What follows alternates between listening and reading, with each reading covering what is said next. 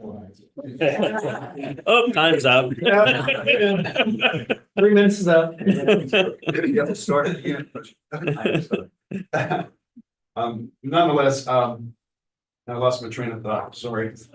So, I need the citizens need your help, okay? And this is an administrative thing.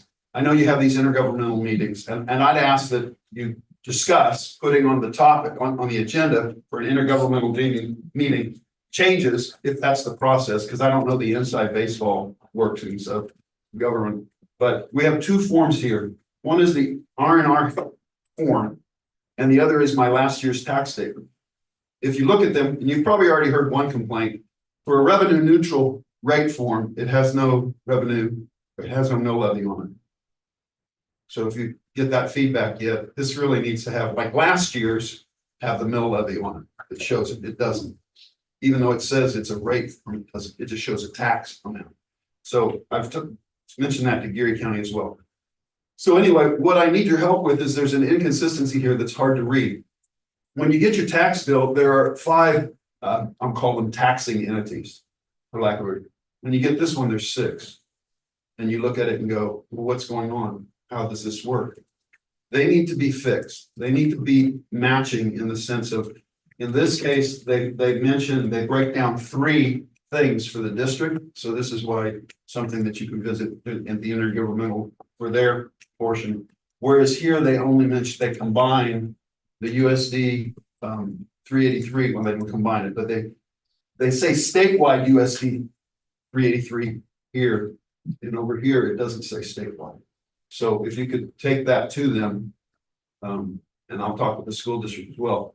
But more importantly than this, in the time that I have left, I would ask that you discuss among yourselves, figure out a way to get the state to allow you to put RCPD as a separate line underneath the county.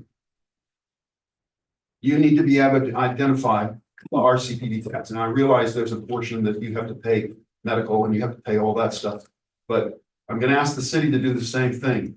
People need to know that RCPD, even though they don't have that taxing authority, they need to see this on their tax bill and on their R&R statement. Okay. I found out that in Garden City, I don't know that it's still done, but they had a rep commission at one time. And their tax statement actually showed underneath the city, their rep commission mill levy or fee. And I have that from someone who used to live there. I take their word for it. I didn't investigate it. Sorry about that. Being a former typing teacher, I know I went over my 3 minutes. No, you didn't. I didn't.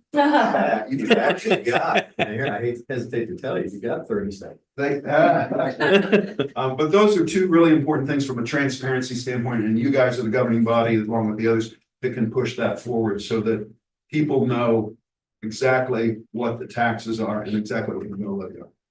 Just want to bring that to your attention, and hopefully I can make it on a future agenda.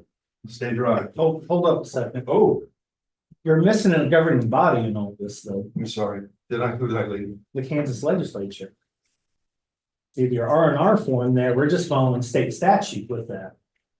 I'm sorry. Can you help me? That R&R statement, Yes, I got it. that's not developed by us, that's developed off of state statute. They're very strict on the format. Correct, but I don't have the influence because I don't meet with the legislatures annually to tell you what's on your mind. Actually, you have as much influence as we do. Probably more with this state legislature because they don't respect local units of government. Exactly. They don't respect. Mhm. What did you say? They don't respect local units? Correct. Does that include you guys? Very much so. Wait, includes us. You don't exist without the state of Kansas because you're a subsidiary of the state of Kansas. We know I that. know Are you the ugly stepchild? We are. I'm so sorry. Okay, on that note. Good morning, Commissioners. Elizabeth Ward, Human Resources Director. This morning, I gave you all a resume for the Director of Community Corrections and a draft of questions that we could use in an interview. I'd like to see if you were available to schedule an interview in an executive session on either the 26th or 29th after meeting, or if not, when might be a good time for me to look at. which would be this Monday and Thursday. We can look at different days. I just wanted to start on the days you're already here. I know this upcoming Monday, we have intergovernmental, so it'd have to be after that. Which we could do if that works for you. Thursday works. I don't have anything scheduled after. Thursday, that MATC opening is, but that's. Oh, that's true, that's. So we can do that before then. So two of you would be available and you'll check, is that accurate? Okay, and let me know. And if that doesn't work, I'll put some more dates out, but we want to, get that rolling. That's on the Yeah, 29th. Monday we're needs to talking be about? after the lunch and Thursday before the Yeah. MATC thing, but there's times there, Yeah. so. Well, and I guess I should ask that if Thursday doesn't work for John, does Monday after the intergovernmental work for the other two of you? Yeah. Okay, all right, so we'll see what works for you, John, and go from there. Thank you. Anybody else? I figured that, I knew that was coming. And Commissioners, if you wouldn't mind, I'd ask you to add an executive session as the last item on the agenda. About my.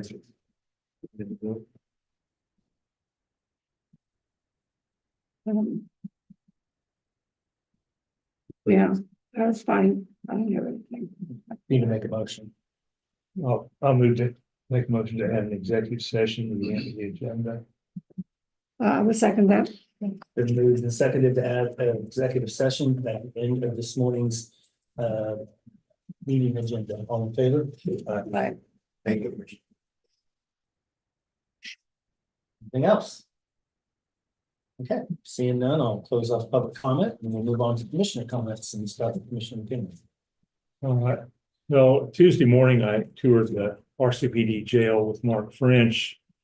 We went over some of their procedures and that they do with the inmates and showed me some of the improvements that they're working on within the building. And they said they've got some AI cameras in the special lockups and it detects when a person starts acting erratic and alerts the CO desk if somebody's acting erratic for some of the ones that they're might be having troubles with, which I was, it's interesting. Tuesday afternoon was the construction update meeting at the EMS building. Things are on schedule and there's a lot going on right now. The admin side has the steel placed and the metal deck on the roof. Working on the apparatus bay walls, and the ambulance station side has the floor down and walls will start there when the apparatus bays are done. Then Wednesday was the juvenile detention board meeting. They had received some COVID money and used to buy some items for the school and other improvements. They're having to set up a school because the Junction City schools quit supplying the teachers and materials, which the state says you have to, but they don't. They decided not to save money. And then we had a long talk from Angela that runs some of the schooling and other stuff, and they've got a schedule set up with some extra privileges to reward good behavior instead of just punishing bad. They work on some rewards for good behavior, and they also have added this AI cameras to some special cells if they have a suicide watch kit. Both of these are catching. They said they've seen this stuff. It was interesting going from the jail one day to the juvenile center. They both talked a lot about the same things about how dealing with the people there, how to deal with them and everything. They did have one complaint filed. The juvenile who filed the complaint and it's a juvenile, 6'7", 400 pounds. And he was combative, didn't want to go anywhere, and it took several people to get him into his room. And then he filed a complaint saying the staff had beat him up. DCF investigated, and there's camera footage showing all they were trying to do was get him to go in the right place. They said if he didn't want to go somewhere, it wasn't easy to direct 6'7", 400 pounds, I've written up. Yeah. Probably not used to being told that. Yes. I like saying it's a juvenile, which means he's under 18. Means he's still growing. Yeah. Big kid. It's like football. Yeah, that's why I said we need to funnel that aggression out of the football Yeah. fields. Clean him up. An offensive tackle. Yeah, Take long just to get around him. And that's all I had. I don't have a lot, except I did, every place I went, it seems that I got questions about city budget, which I couldn't really answer. So, but other than that, I'll pass. We get a lot of questions about construction, not so Oh, much. well, that budget. too, yeah. But yeah, I have a lot of questions. I was coming back yesterday afternoon on Marlette about 5:30, and that was not fun. Oh, Oh, It's goodness. backed all the way up to Browning. It's not Okay. fun. So nothing you can do about it. So anyway, Supposedly Kimball's gonna be open at a football game. supposedly, Probably Friday. I was over there yesterday over at the Foundation Center, and I don't know. I got work to do. Anyway.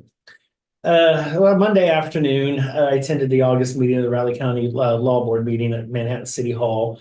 Amongst the items of discussion was approval of the consent agenda. Got an update from the Fraternal Order of Police Lodge 17. Several board members said some comments. We had a lengthy discussion on RCPD's fiscal planning and solvency directive. I have a hard copy edition of that if anybody's interested. They could also send it to you as well. Also had a very lengthy discussion of affirmation of discipline. Came in and out of executive session several times for that one. Remember, next month's meeting will be held in the city of Randolph, and then the following month, the city of Riley. So just putting that out there. Tuesday morning, I listened in on KDOT's K18 and I-70 interchange local officials meeting via Teams. It's great listening, introduction to hear from KDOT as they prepare to do that major renovation. Creek Road up there. It's over in Gary County, but still that has major impacts over in our area. Michael Haggard and Faith Lamb discussed and summarized perceived concerns as well as alternate solutions, and then presented their final recommendations and solutions and listened to input, questions, and concerns. Pretty well attended meeting overall. I originally had scheduled myself at 3 o'clock. They had two separate meetings, but the 10 o'clock one actually worked out a little bit better while I was at work. So. Also Tuesday, attended the August Board of Directors meeting with Manhattan Area Chamber of Commerce. After the call order, we passed their consent agenda, which included financials through July 31st, as well as membership accounts. General items discussion included discussion centered around the nominating committee approval, discussion of federal priorities for 2025, board retreat agenda that'll be at the end of October. January 24th will be the leaders retreat. They renamed it this year, and I forgot what they renamed it to, but January 24th, so put that on your calendar. An update on other priorities included a new business park, housing, childcare incubator that's going to be over on Kimball. We heard board chamber reports as well as updates from staff and what they're working on. Gave an ex officio report on some of the things that we're working on here at the county level as well. Yesterday morning, I took part in Kanza United Way's Community Investment Day up on K-State. Gave me a chance to listen to and interact with the 19 different agencies in which United Way, the service area, it's not just Riley County, that they fund. This group presented and will be tasked with deciding where the funds for 2024 will go and whom they will go to. There's well over 500 grand in actual asks this year, but about $234,000 to actually give. So that's going to be tough sledding on that one. Allowed me to reflect though on what incredible social service network we have in the area and amazing, compassionate people that operate and keep those organizations rolling. I'm thankful to all the individuals who took a day off to volunteer their time to do this as well. It was packed house, so it was good to see. Yesterday afternoon, I attended the August meeting of Flint Hills Metropolitan Organization. Amongst the items discussion there were both the financial and staff update. KDOT gave its usual update as well, discussed a little bit more of that K18 I-70 project. Passed the minutes from the July meeting, approved amendment number 4 of the 2024 Transportation Improvement Plan. We also approved both the Manhattan Functional Classification and the Public Participation Plans. We also authorized staff to send a letter to the Junction City Commission regarding the ATIIP grant application. And lastly, we discussed the process for the annual review of Jared Tremblay as the planning manager of the NPO. Then we adjourned. And then last night I headed over to the city of Ogden for KDOT's public meeting on the proposed K-18 I-70 interchange. KDOT had all kinds of stuff kind of laid out and had people, officials there to meet. Met with some officials from Benesh and KDOT to discuss that. And there was many people from the community there to discuss that project and link to. I recorded an interview with KDOT, just sharing some thoughts and opinions on the project as well. So, and that for me sums up everything for the week. Board ready for business? Yeah. First item I have, I need a motion on bid recommendation for the stainless steel dump box. Okay, I would make a motion to move forward with the purchase of the stainless steel dump box from American Equipment Company of Kansas City for $40,727. Second. Been moved and seconded to move forward with the purchase of the stainless steel dump box from American Equipment Company out of Kansas City, Kansas for the amount of $40,727. All in favor? Aye. Next, Raleigh County Employee Action Forms, Victoria Fisher, new hire, custodian one, Public Works Department. Kim Harpon, new hire, utility tech, Public Works Department. All three signed, please.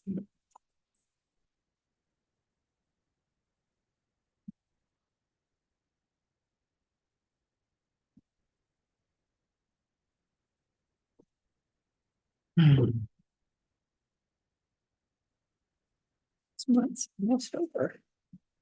It's nice.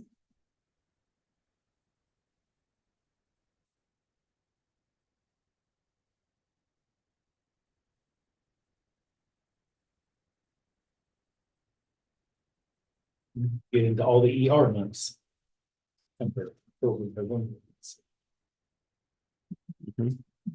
The months that are safe to eat oysters if you're in places that have fresh oysters. Really? Yeah, they say not to eat oysters in those areas in any month that does not have an R. Because of certain disease that they carry that can kill you. That's not too many months, is it? This March. June? It does. There is a spot in this March. Every month with an R. Say that about Pass. rabbits too. Rabbits after the first freeze, Is that what it is? Yep. Yeah, I think you're right. for sure. Ew. What about possums and raccoons and the rest of them? They only do that down south. No, not true. Not true. Well, I was watching some cooking show years ago. And they were showing that one of the things they do, at least in Louisiana, at the markets is when they sell that kind of game. Say raccoons or possum, they leave the fur on the feet. Yeah, they Sure, leave that's what you're getting. usually 1 foot attached. Yeah, to That make sure way you're not getting attacked. they're bald or- Yep, Ew. Let's approve payroll and account payable, please. For my next discussion. Ew. You're gonna bring that up at lunch. It's a good lunchtime story. need a motion to approve payroll and accounts payable, please. I'd move to approve the payroll and accounts payables. I would second that. It's been moved and seconded to approve payroll and accounts payable. All in favor? Aye. All three signed, please.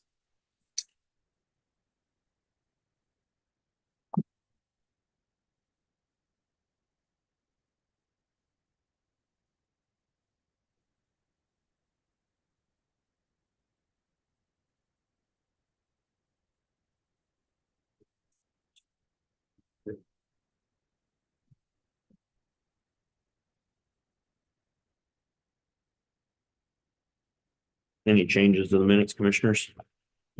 I didn't see any.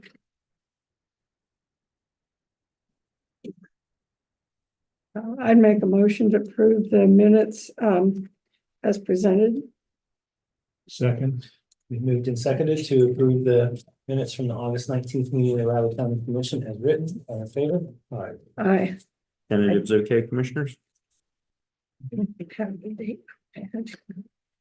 Any items for next week's press conference? I don't have.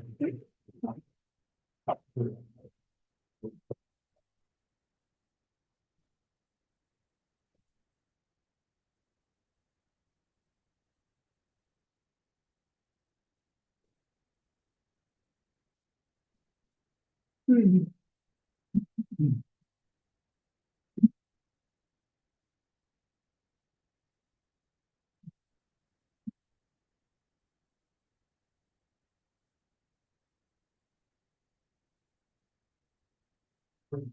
copy, huh? Yep. That's a tough day there.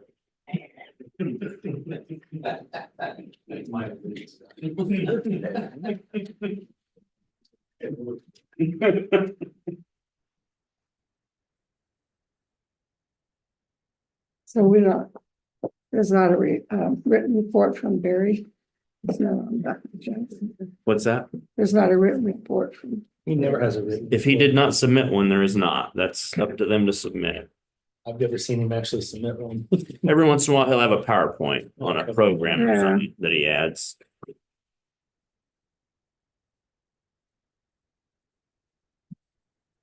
where'd Bryant go?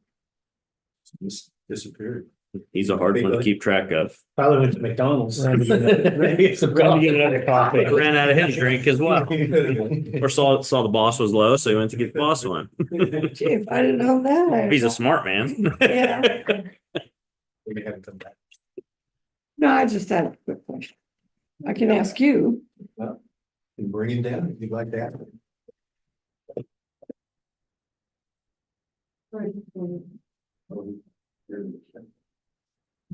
Oh,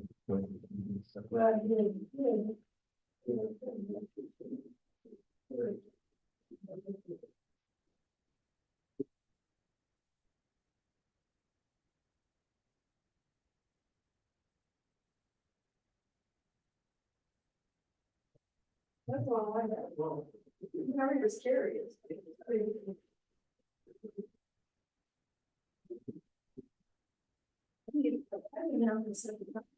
I say both places, I have talked about these new AI cameras, they don't have to keep my eye on them, but somehow if people start acting erratic, it That's shows good. up and alerts the desk saying this.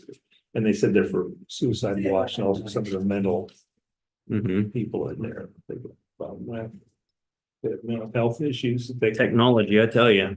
Yeah.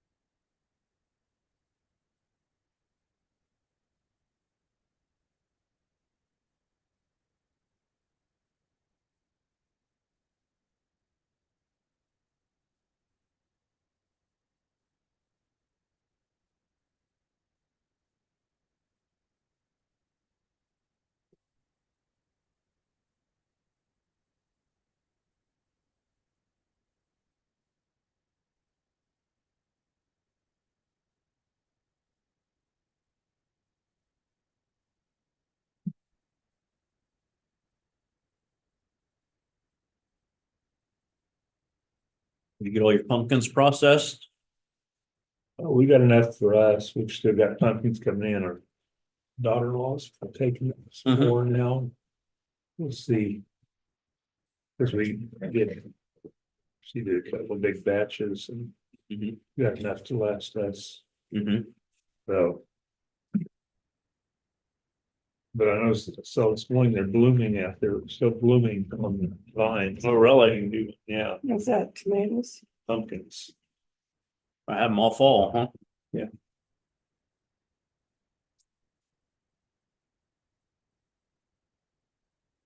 I think those are the prettiest ones because they're such a dark orange, you know? Yeah. They're the prettiest color to Yeah. them. Just don't get very big. No. They're heavy because they're thick. I mean. They are. This, there's not much hollow in it. They're Mm-hmm. a little thing that big is heavy. It's a big, Taking the skin off those things is not easy. well, no. Cook them first. Mm-hmm. I mean, if they're raw. Oh, yeah. Mhm.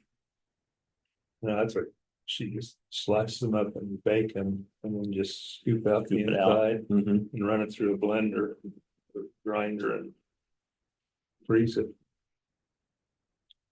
Actually got out one with pumpkin bread this morning. Had pumpkin bread again. Already, yummy. Yeah.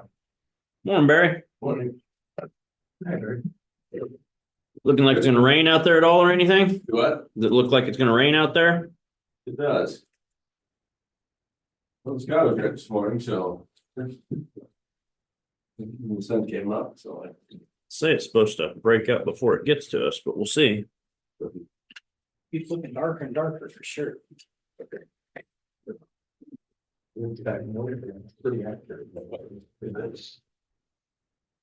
Yeah.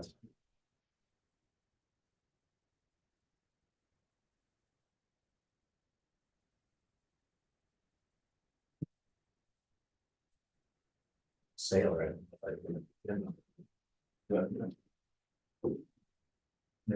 Never got much interest.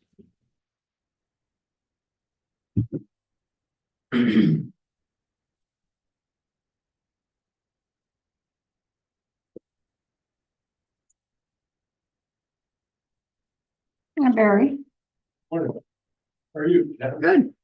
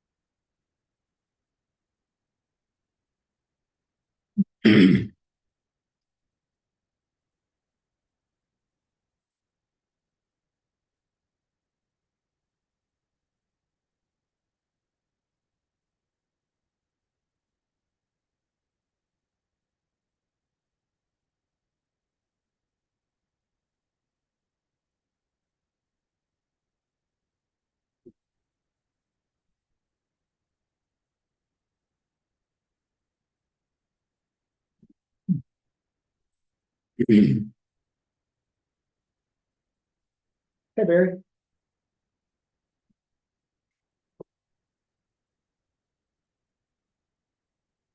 Good morning, Commission. Don't really have anything exciting to add this morning. It's probably used to that after 20 years, but I think things are going fairly well. We've got our newest employee is on board now. All our positions are filled, and we'll continue to readjust assignments as we need to. But I think things are going fairly well at this point. Don't see any particular struggles or needs that we're having right now, and we'll make it through the rest of this year. And our budget looks like we're in good shape there. So that's always nice. I'm not completely done with that special task, the task that I informed the commission about a while back in Marion County that Mark Bennett and I agreed to assist on, but hopefully we're on the other side of that project. We need to get some autographs. You become quite famous for that. Yeah. NBC News and CBS News and everything else. I would just assume not be famous, but anyway, just to stay out of the limelight if possible, or but it is what it is. And, most of the time, that I can speak for Mark as well on this, it was evenings and weekends, and we did most of our work, so. That's all they. Sad situation altogether. It is, but, otherwise, just appreciate, the commission and. Allowed us to, I think, do our jobs as well as could be expected, and so, thank you, Keep up the good work. appreciate it. Thanks, Barry. Have a good weekend. Next commissioners, you have Mr. Holman at 9:15. Well, I didn't get it. Did I get it right? Well, we figured you went off Yeah. to McDonald's to get. That's where it went. Oh, no, actually, I went over That's to, almost- I treated myself to Starbucks today. Oh, moving Yeah. up, huh? I don't know, I love McDonald's so much that to me it's more lateral. Like, but this Right. is tasty. Probably wasn't lateral in the pocketbook. No. No, I'm afraid not. I tell you what, Starbucks makes their money. Oh, That's all I can say. That year they just hired they hired the I CEO don't from know if it's open yet Chipotle. again or not. So. So expect a price increase and smaller portions. There you go. There you go. That's something to not look forward to. We appreciate you supporting our economy. Yeah. You are welcome. That's what we were talking about last night with the K-18 project. And a lot of people that would maybe normally stay in Junction City or something, now will have to come all the way back into town here. As that natural detour, or McDowell Creek, either one, although they're replacing the bridge over there like I-72, so. Mhm. But last year, what a lot of them did was they came up, went up 77 around Riley and Yeah. came back in that way. We had, I mean, usually see game day traffic coming from western Kansas down 24, but there was a lot more. Yeah. Put a hotel in Riley. Yeah. Yeah, there you go. Economic development. Yeah. That little hotel in Wamego always done a good business. It's always been kept up nice and Yeah. Yeah, they've renovated that several different times through the years, yeah. And you have the one out there on 24, what was it?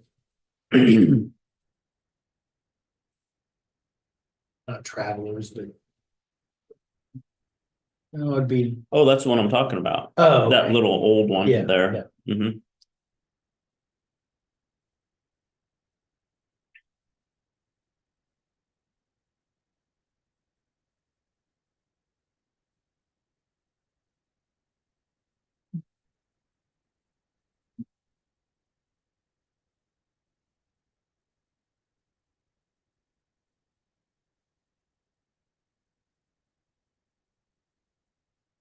Gonna be nasty this weekend. Yeah, I saw 101. Like 110 heat index. Yeah. I'm just gonna stay inside. Chiefs play tonight, I don't have that option. preseason, playing the Bears tonight. Heard that. I just don't get excited about preseason. I normally don't too, but usually game 3. Most teams will usually play their first team. First half. usually. Yeah, usually pretty. This is our last game. For the season, or is there another one? I think it's the last preseason, isn't it? I think so. Yeah, because usually they play the last preseason game. They used to play 4, and now because they're playing the extra game throughout the year, they went ahead and yeah. I think I they call it heard bye something week. about this being the last one, I think. They basically give you a bye week before the start of the season.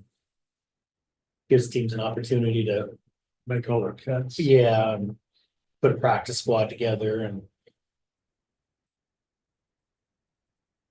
And Chiefs, I'd probably be watching the running back position. See if they keep 3 or 4 and who the third and fourth one's going to be. I'm pretty sure Pacheco and Hilaire Edwards will probably be 1 and 2, but I don't know who that third one's going to be. Sounds like K-State's stacked at running back. Yeah. Dylan, Kansas, got a Kansas backfield this year. All Kansas backfield. that was amazing. I saw some of the top nationally ranked backs and how the KU running backs ahead of Giddens. Oh, Just seniority. What the heck? I'm kind of wondering how KU's dealing with all the hype. and not having a home game. Yeah, exactly. Playing the first three at a soccer stadium and then Arrowhead. You got an easy schedule. They do. You got an easy schedule. You got an easy path to get there. Ours is, just looking at ours, ours is I mean, we play except for Utah, we play the other top 4 teams and the bottom 4. We don't play any of the middle teams. Yeah. We play the ones, but most of the top ones are here. Yeah, that's The away games are like. And the interesting thing is, in the first 3 weeks, we should have a pretty good indication of where we're at. We get Tulane game 2 Stub on the our road, toe in a Tulane type Yeah. game. and then Arizona on a Or Friday Arizona. night. Arizona, Yeah. Friday the 13th. I don't like. I'm gonna be at that one. I'm not liking Because we always seem either to one of those. stumble one of the I know. early games. I'm excited to see Dylan Edwards, especially after watching one of the coaches interviews, because they said Deuce Bond, he could run. Dylan Edwards can run. I watched him in that TCU game last year, and yeah, he can flat out They fly. just say his speed is just. I remember his something. dad in the spring game. First time he touched the ball, his dad was 77 yards. Wow. Yeah, I remember yeah. that. I didn't know that's who it was, but. Yeah, that was his dad. Everybody was excited. And everybody was like, holy cow, who's this kid? How did he Speed not- runs in that family. How did he not come here originally? Money. Remember, he originally, after decommitting to here, he committed to Notre Dame, I know. and then prime time talked him out of it. I think Prime's He's on the. honeymoon might wear out this year. Like I said, he's on the. Special teams coach just exited.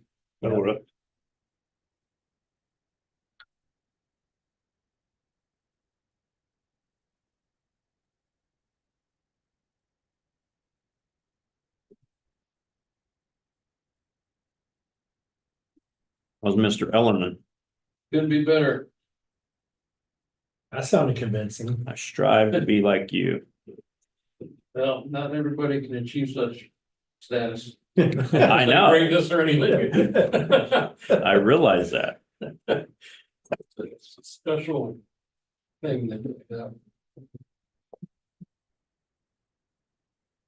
Fair enough. If nothing like starting off the morning with personnel issues. No, did you? Oh, yeah. I'm sure with as many as you have. We got you a couple new ones, it looks like. Yes, Yeah, that's a good sign. Yeah, promising anyway. it's Mhm. good.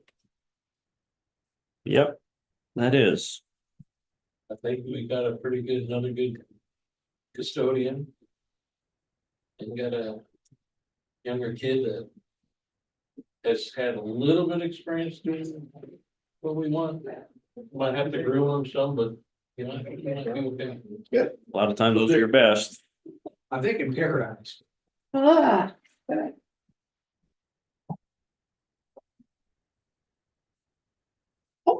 Abby, whoops, sat down too hard. kid, my daughter playing volleyball here this weekend. Oh, neat. I had Christian. They got a goofy schedule tomorrow. They play at 1 o'clock here. And then play Baker at 7 o'clock there at Baker. Oh, you're kidding me. And then come back here at like 11 o'clock and 5 o'clock.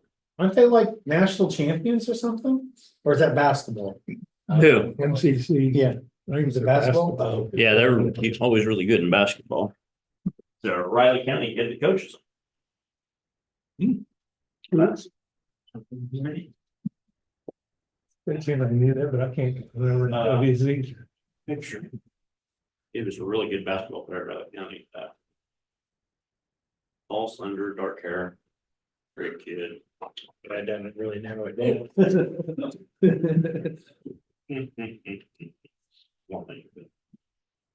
somebody else can picture the person but can't think of their name.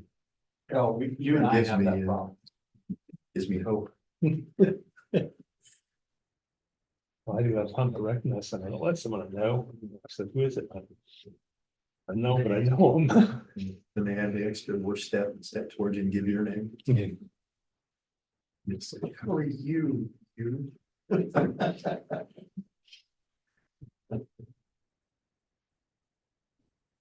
Like when guys introduce themselves, we usually don't mention our names, we just wait for somebody to say it out loud.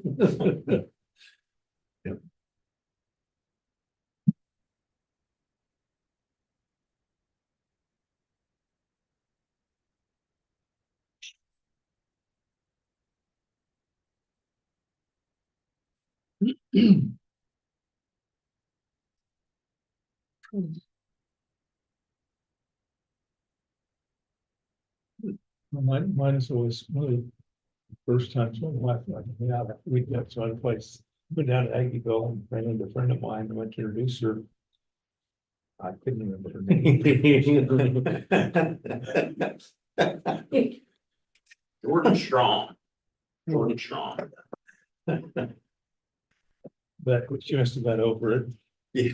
I could have just had her 49th anniversary. So No she choice. got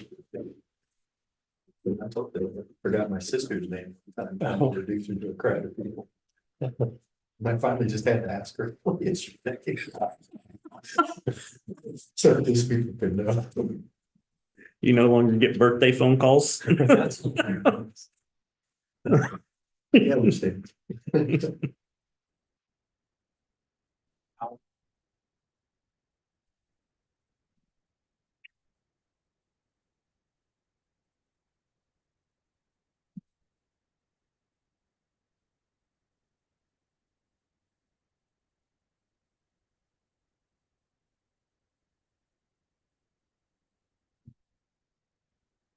Rich, are your twins identical? They are not. They're not. Both Well, played basketball at Washburn. oh, that's cool. Mhm. That's a Well, great they're not program. identical, but they're obviously sisters. I mean. Yeah, all three of my girls, girls, you can tell are they're not- sisters for sure. they're not Actually, identical, the but they could. youngest one looks more identical to one of the twins, actually. And they work at the same place. It's like one doctor, one works in one, one works in another place, and one doctor took a double take one day. He's like, what are you doing in here? It's like, no, that's Madison. But they really look a lot alike, the youngest one and one of the twins. Yeah, all three of my girls graduated Washburn, 2 in nursing and 1 in pre-physical therapy. Well, it's a school I'm very fond of. Mhm. I, It's a great school, great little campus, yeah, great. I grew up And that- walked from it. their basketball, if I remember right, their ladies basketball teams. They've always been really good, for that level. But then you can definitely empathize with, right? I got people mixed up, my brother and I, almost on a daily basis. Mhm.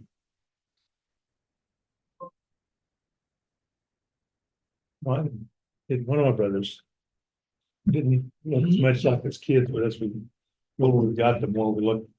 like That's what each you were other. saying. Hey, Nancy. Morning, commissioners.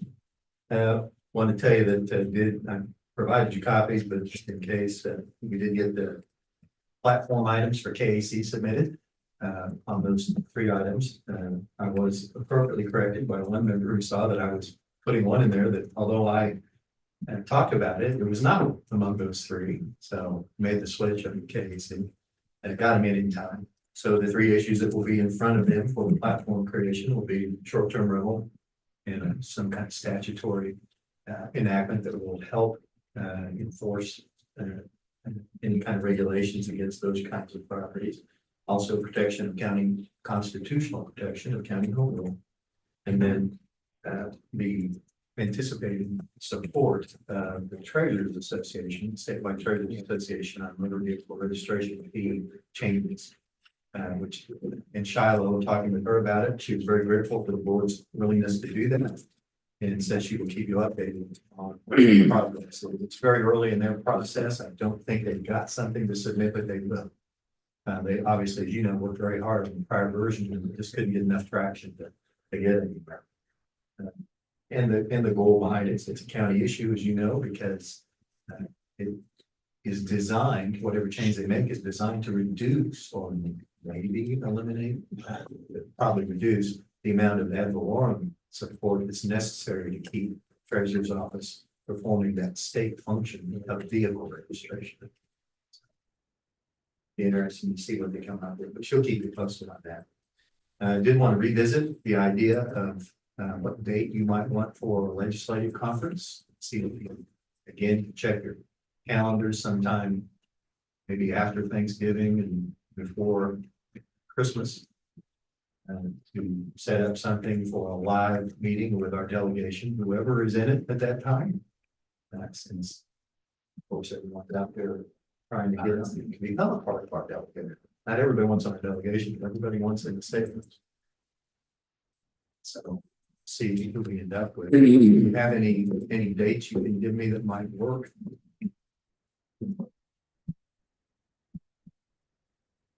Well, KAC is that first week in December. Yeah.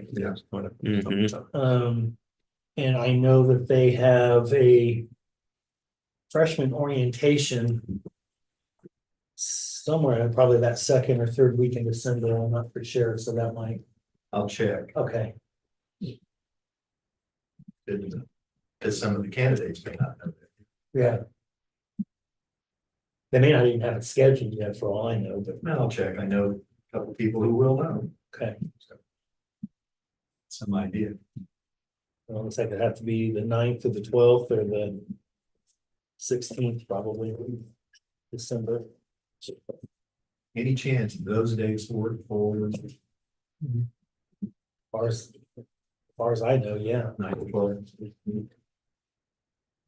We do the same thing. We do noon to 2, provide one 15th is a Sunday, 16. 16th. 9 to 12 or 16. I'd just like to get it out there and any one of them who happens to be by their computer, take a look there. Yeah, I mean, at this point, I think those would work for me. Yeah. You could, if you do me a favor, just maybe pencil in, anticipate one of those will be used. I'll do the same thing. Give the delegation. Once a current membership of the Like I said, delegation. There's gonna be a few new, Exactly. at least, Yeah. at least 2 new ones. So what were they again? The 9th, the 12th, and the 16th of December. Okay. If you could kind of pencil those in, I understand if something comes up, it comes up. It's far enough out. If you do get something that cannot move before I get back from everyone, we'll adjust. And that would be in the afternoon after the meeting? Noon to 2. Noon to 2 is what's worked best. Noon to 1, we feed everybody, or excuse me, noon to, sometimes I think we get started at 12:30. Yeah, I think generally 12:30. Yeah, we have to. See, this is your last time, the steak and lobster this year, right? You can hope for that. I ask Feel every free. year, and I strike out every year. Feel free to imagine all kinds of things that might be on the menu. It will probably be a box lunch. Well, you can put a steak and a lobster in a box, that works. You could. There's a recipe for a successful recipe. Brian's taking note on how to get one up on Clancy his first year out. Exactly. He's already done that any number of times. So, yeah, and by the way, stop that. But yeah, I will double check and see if, I will double check on that freshman rotation thing. Okay. And so we know that turns out not to be available. Well, most years that's not applicable because, we usually. This year, we should have a couple of brand new people for sure. Mhm. Sure. Oh, yeah, for sure. Good point. Okay, that's all I have unless you have questions. All right, thank you very much. Thanks, Clancy. Next question, you have Corey Meyer at 9:35, sorry. Skipping ahead now. Speaking of the devil. Bit of a break. Careful what you go. Yeah. Fine, you doing okay? Not if it's John. No one ever is. We just had that conversation earlier. I know. I couldn't help. No one ever is. Like. come and sit in his presence. At least we all have a daily, No parts to rub off on. we all have a daily goal. I'm enlightened already. Wife's gonna wonder why you shaved your head someday randomly. That's my answer, dude. Yeah, some John Ellerman fatheads, you know, print them nice and big. Poster size. I really get a kick out of it every once in a while. He does have a lollipop. Yeah. He does enjoy lollipops.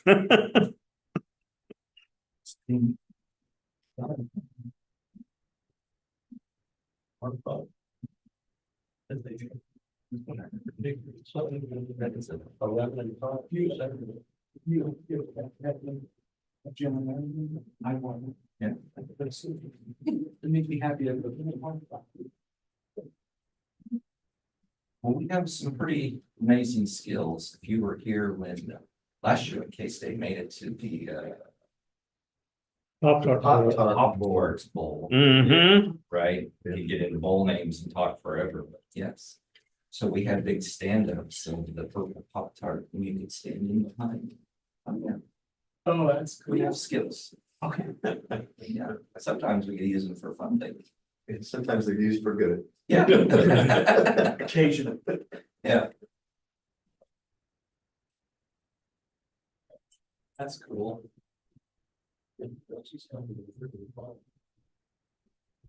Yes. So. Yeah.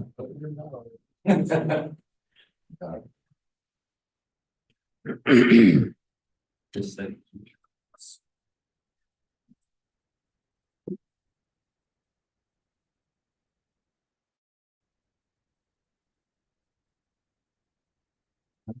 Fancy. Yeah. I may go swing over and talk to Darren. Sure. Yeah. I didn't know anything else. I gave him. Oh, His face is one thing.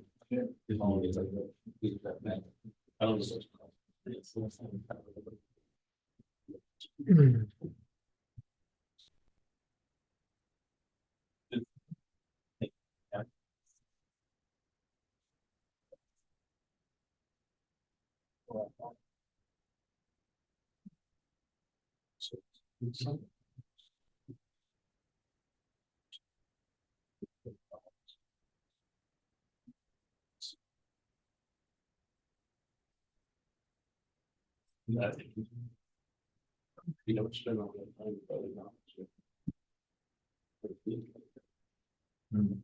Not pick up the stuff like that.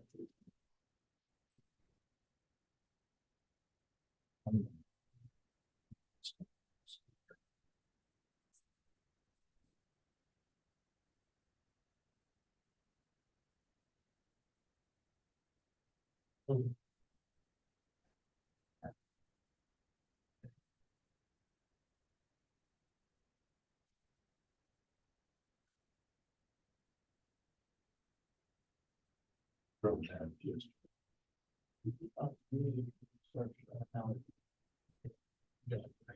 Jeez.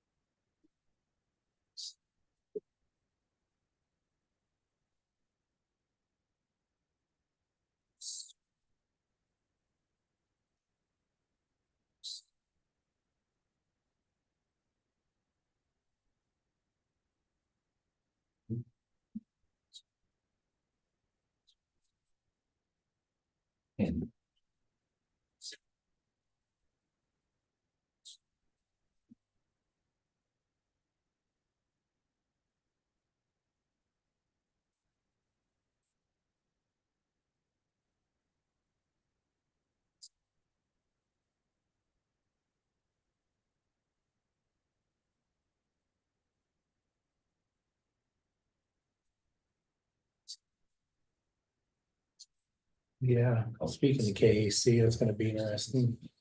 What? I'm gonna be coming back from Kentucky that Tuesday. It'll be a 14 hour. Yeah, you trip. had told me about I'm that. gonna drive all the way from just south of Louisville to Wichita.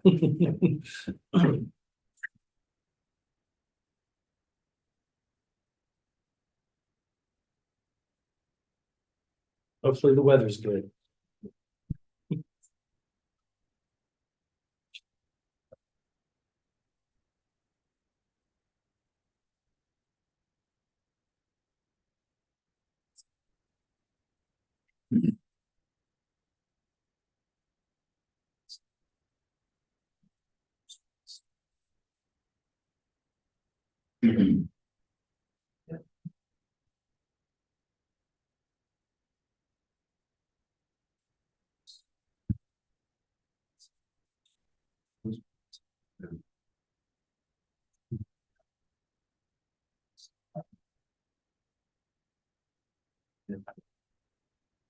We hearing anything on the men's basketball team?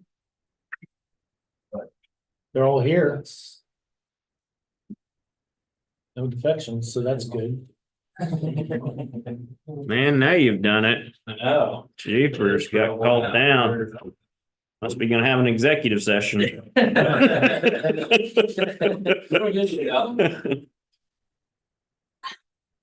Brought down the Motley crew, huh? Yeah, but it's like once in a while.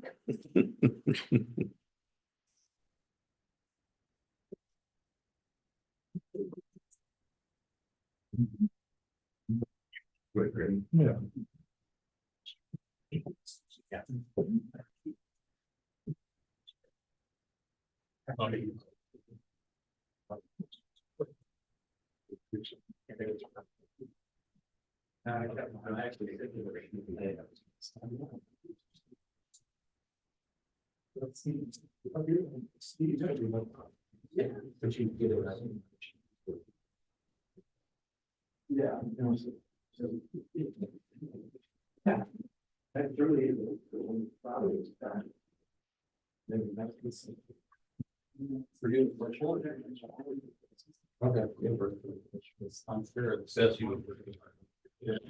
I went screwed her up, I helped. Oh. I do that too. I go in and how can I help? And then I make. Anything I used to like, which I go to better under time, that's what I get that day over. I need all that. Trying not to help me get that out of here. Wow. Well, I guess there's Orange County. Did your student job? Yeah, how's that going? It's interesting. Learning lots of new language? I'm not learning any French. Priorities, Berkeley.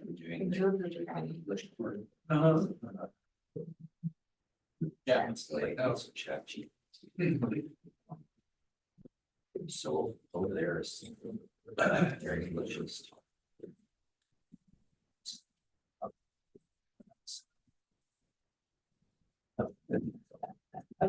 Good one. Yeah.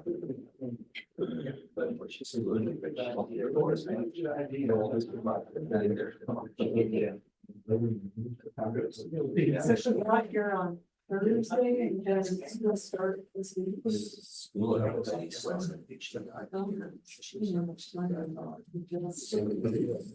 it was 9 hours flight overseas, 5 hour flight.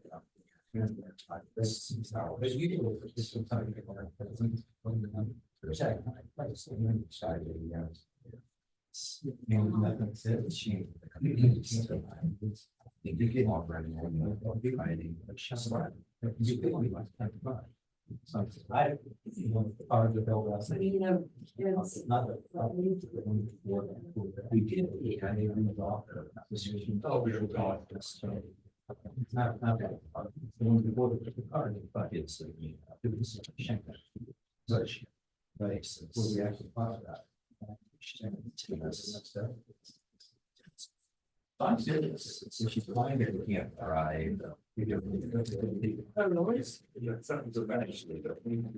Right. Well. Just in school. I didn't write it down, but it's Oh. somewhere in here. Well, I thought you did write it. No, I didn't write it down, and it's rolling around here. In one of the. That's under him. Yeah. That's right. Well, you have, we pay for transit or S for state or KAC for.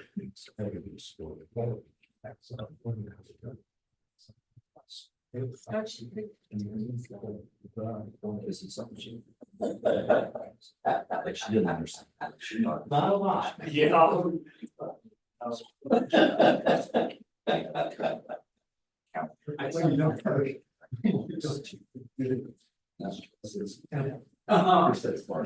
Yeah.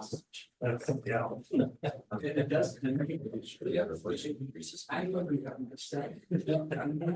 And now she's in the. If you want, you just. No. I would get it. Yeah, that very good. Yeah. Yeah, we don't want to. I would do daily say, let's maybe put them on this year. Yeah. Driver. If it's a sport event. Yeah, so we could that. Right. I mean. Yeah. Well, there's. You know, you guys think the same. No. Sam's.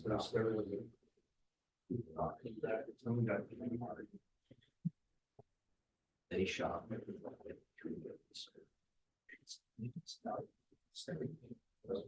Fresh.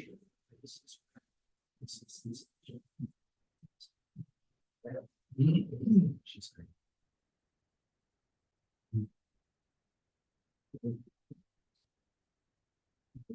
It's fun. She's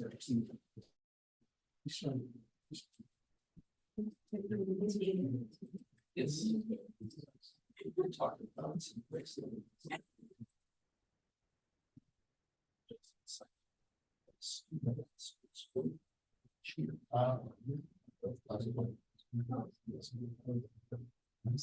Academically, she's all kinds of senior. She's. She just turned 16. So she's a senior. Yeah. It's really, really. So.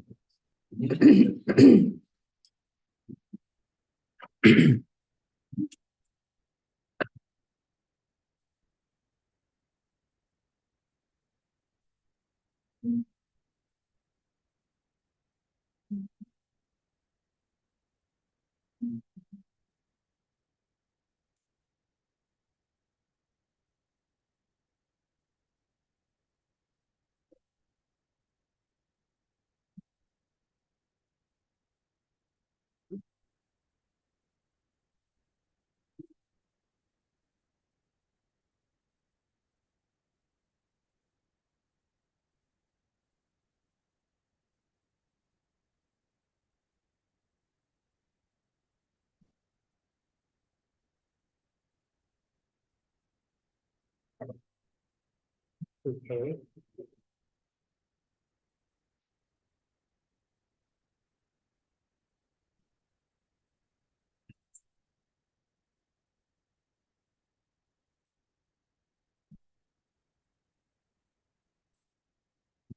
We did, good seeing. There's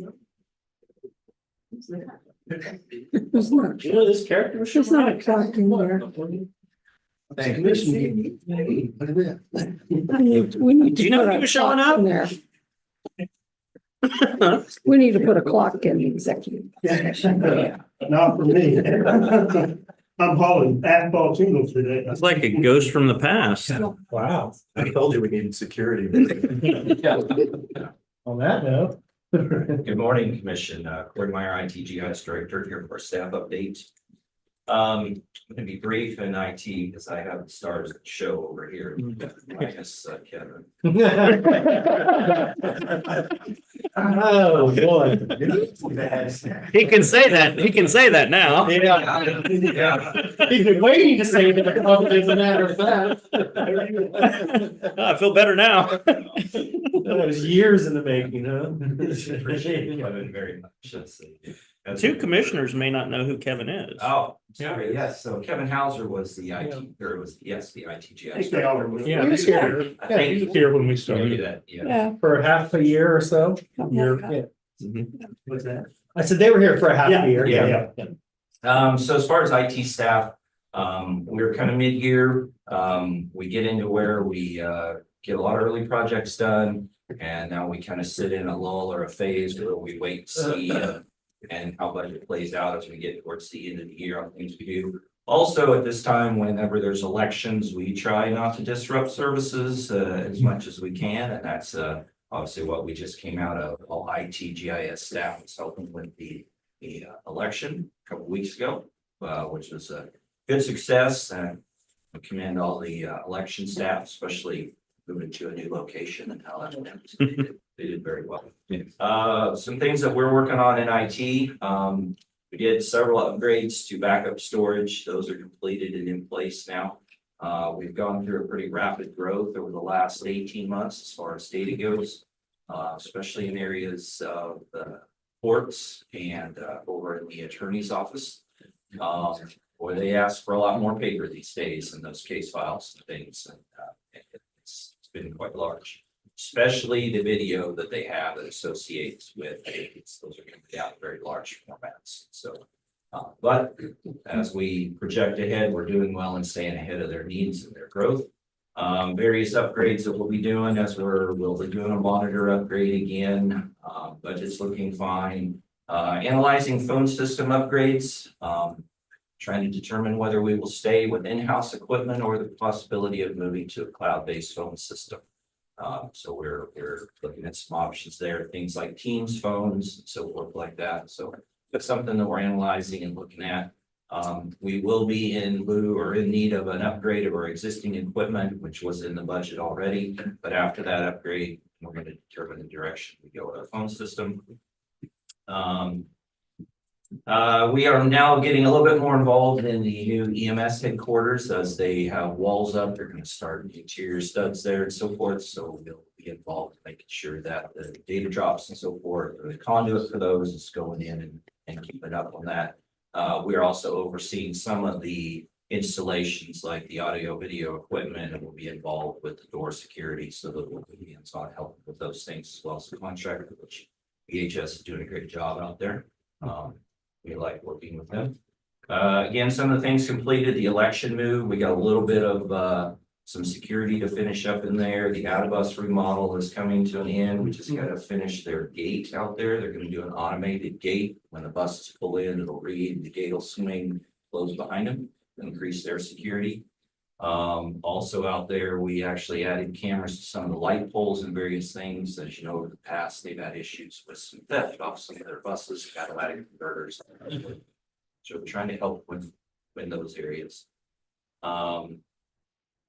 Working through some server upgrades, working with elections and assisting with that. Still monitoring House Bill 2842 for the courts, where they are in that conversation and determining process if courts will be completely taken over by the state of Kansas and all their IT services, which they have put as being somewhere in the 2027 year. So that will be one that they're still watching. The regular laptop, desktop replacements and so forth that we do. We're also we're moving some of our fax lines from being a POTS line or a hard line that we brought in to cloud-based service. AT&T has recently changed the pricing on those lines from being $45 a month to $300 a month. But we get the lovely government discount of down to only $175 a month. So, but Yay, government. yeah, Government. still terrible. So we're moving to what's called eFax Gold. It allows for the faxes to come in and then they can go to email as well as to the machine. And then we just pay a usage fee instead of flat rates. So we're beginning a migration of those. Health department will be first. Those fax lines out there are the first ones that will transition out of our nice pricing to this terrible pricing that I just described. So we're working with it first. But I want to spend a little bit more time in the area of GIS. I don't think that I speak enough about them when I'm down here, but I can appreciate them more. All the hard work they do, one of those behind the scenes that helps both the staff of Riley County as well as the public out there. It's really interesting how the site can be down for maybe a matter. The public tells us how valuable it is to our community. And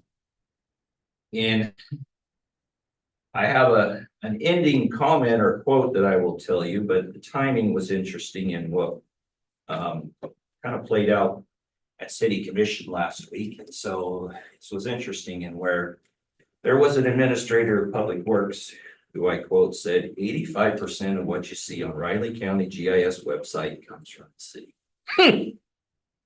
Riley County hosts the site, but all they do is put the tax info on it. Sorry, he said it. Well, I'm going to quote it. So as a result of that, which didn't sit well with me, and then I also obviously didn't sit well there with my staff, a quick snapshot. There are 149 layers out on the GIS website, and Riley County is responsible for 110 of those, or 74% of those layers that are used. Glad you're good at math. And That's obvious. In our world of accuracy and data accuracy and what we do in ITGIS, I thought I would maybe bring a little bit more supporting numbers with those percentages. Those 39 layers would be 26% that the city has. Now, the city's GIS staff, I want to say this, they're good at what they do. Yeah. And we work well with them and we appreciate them very much. But you know, I just couldn't help myself. Well, my guess is this said person is only using the city side of things, so he's just guesstimating Yes. based off of that. But choice of words and how it's put together can be Agreed. perceived. Yeah, in agreed, certain agreed. ways. And so I thought that it was necessary to have supporting data and showing that our 74% out there. Some understanding of the GIS site and how those things work. We have our servers here and we publish and we host our layers. The city has theirs and their layers are there. And then they come together or link together out on the GIS site. And that's where you see those layers and things out there, the city's utilities and so forth. That's a layer that they have, but you check mark it from our GIS site, and then that layer becomes present. You see that. So that's the collaboration that's there. And it's been a great working relationship with the GIS staff over there and so forth. If there's a combined layer like fire stations, so rural fire, city fire, we host that site. So when you want to know where the fire stations are and you choose that layer, that's a site or a layer that we host. One of the issues we've had, and we're working through that, is 99% of the time, if our site's down, unfortunately, it's been related to the layers that we link to from the city. We are working through getting that resolved. Jake is working on it. I'm telling him, great job, you're doing well. Sherry and Will are handling that. A little bit about how some of the agreements and things work. Esri is our GIS software vendor. We spend $60,000 a year annually for that. 15,000 of which the RCPD pays back to us because they use one of the licenses that we have. It works out better for them because otherwise their costs will be a lot more. So that makes for good. And then $90,000 a year is our imagery, and the city pays $12,000 of that 90 on an annual basis back to Riley County. Lastly, make sure Jake there in the black shirt, Sherry there in the white colored, and Will there in the blue. Jake was recently at the national conference in San Diego. And our former rep for Esri or our GIS software, is now managing populations of 100,000 or more. So he's moved up. And he mentioned that Esri uses the Riley County model on how GIS organizations should run and operate. And that was said by our former rep, who now represents populations of 100,000 or more. It was said of our GIS staff. So I wanted to bring them down, and I wanted to commend them and everything for all the hard work they do and bring them in front of you as well. I can mention something as well. When I'm traveling across the state, talking to other commissioners and other county officials, they mention our GIS site quite often, and they're very impressed. Several counties have worked on their GIS sites, and they use ours as an example. So you guys do amazing work. Thank you. I've gone to other counties looking for something where GIS is. Yes. It's an outline of what we have, not a complete. Well, I did notice, and I don't know when it got, I noticed the 24 pictures are on there. So Looked for that something last night. was just The last couple of weeks. last couple of weeks, we put the Had been on there, I was looking last night and went, oh, 24 is on there. yeah, so our 24 imagery is out there as well, which was another thing. Like you said, it's a clearer picture. Maybe something with. Yes, so we got a 3-inch imagery now across a lot more area and so forth. The newer cameras and things like that, all of those pieces factor into giving us a clearer picture. The big part there too, though, are the tools that appraiser's office and public works and things can use now when they want to kind of do a rotated look at different things of properties, the scaling frost. There as well. So we have a lot more tools available for the departments to use, which better accuracy in measuring buildings and so forth as well, which could be used to help keep them out of the field, and then that keeps field costs and things down, guard maintenance down. All right. Thank I you would add guys. too, from emergency management and fire, they're great to work with. We use them all the time for different things, and they're very beneficial to both emergency management and fire operations. Any questions for me? No. Okay, very good. Thank you for your time.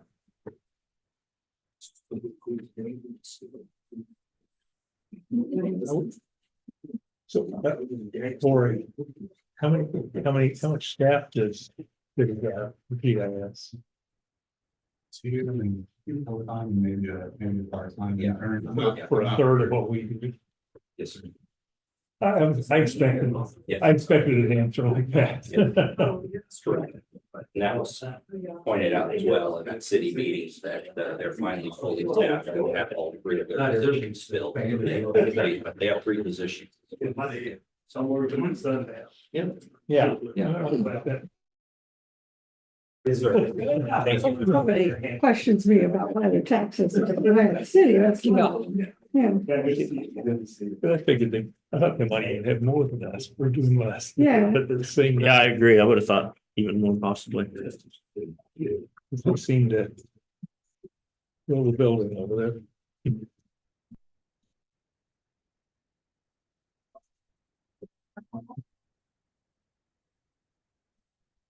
Okay, Brittany.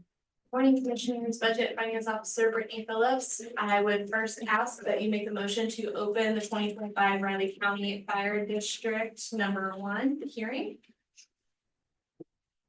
Okay, go I ahead. moved to open the R&R hearing for the Riley County Fire District #1.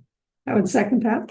Been moved and seconded to open up the 2024, I'm sorry, 2025 Riley County Fire District Public R&R hearing. All in favor? Aye. Thank you, Commissioners. So the Riley County Rural Fire District #1 proposed mill levy is 8.050. This is an increase of 0.313 mils from the 2024 adopted budget, and it is 0.659 mils over the revenue neutral rate. So if you don't have any questions for me, I would ask that you make a motion or allow for public comments. And then Okay. So in keeping with proper protocol, we'll open it up to public comments.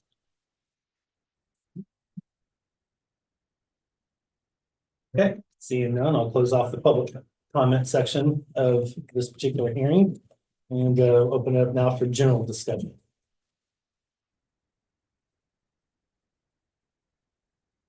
Nothing else? Okay, We've been through it yeah. Yeah, a couple of times. So I do have the motion on there. You have to move to approve and adopt the resolution to exceed the revenue neutral rate in its property tax levy for Riley County Fire District number 1 for the tax year 2025. so the whole thing. Yes. I would make a motion to approve and adopt the resolution to exceed the revenue neutral rate in its property tax levy for Riley County Fire District number 1 for the tax year 2025. Second, Okay, it's been moved and seconded to approve and adopt the neutral rate in its property tax levy for the Riley County Fire District number 1 for the tax year 2025. All in favor? Aye. All three, please sign. Thank you. Sean, they want, right? Yeah. Want that reading. Yeah. Exactly right. Brittany, if you would, in minute track, be sure all the motions are exactly like they need to be because this one isn't submitted like you had it. In minute track. Do we also officially have to close the public hearing? Yes, after I sign, we'll do that. Actually, the public hearing's closed prior to the motion, generally. Oh, okay. Yeah. After public Yeah, comment. because you make time available. And that's what I put, you foreclose the public hearing after public comment. Okay. That's what this one, I'm still getting used to. Yeah. About the time you do, they're gonna change it. Yeah, that's for sure. Particularly if you got a bunch of new people. That's for sure. Yeah, I'm sure both tax committees will probably change next year.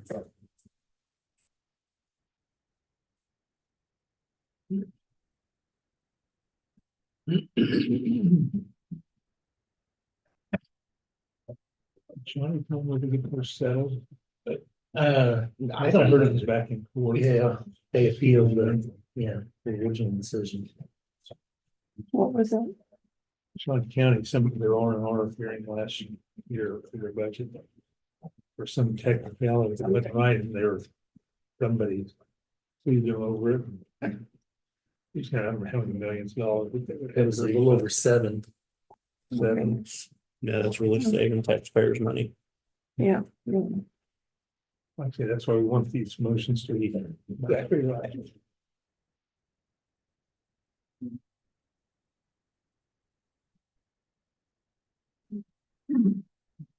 Next, commissioners, you'll have Brittany Phillips, 10:05 on the Riley County budget hearing.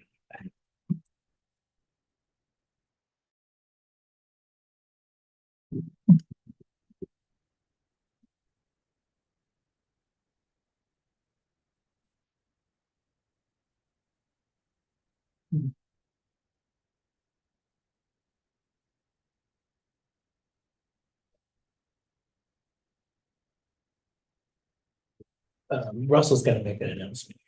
So, since you have a couple minutes, I was gonna take the opportunity to introduce you to our new deputy chief of administration, Jake Conrady.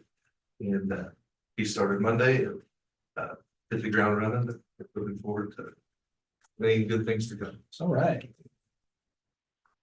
Say a few words. Met most of you once or twice before, been in the county for a few years, started as firefighter. Most recently as battalion chief out of Augment Station 103. Now upstairs in the office. It's been a lot first week. You know, new hire meetings, interagency meetings, but it's been good. Good. Be excited, be fun. Congratulations on the promotion. Thank you. Good job.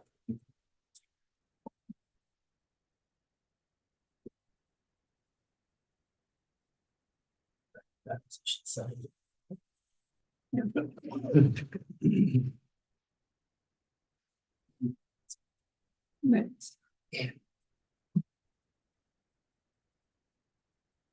Those could get the budget done. Yeah, okay. I was hoping you would say that. March, it's a long haul. Yeah, it is. March. Yeah, it's by far the most important thing we do. For sure. How many shopping days still been started? It's not looking. Don't have that calendar marking off the days, so first week in March. It starts a lot earlier than that, believe it or not. Like, I'll probably be ready to wrap up, but, this part and then get ready for the next year in the next month and a half.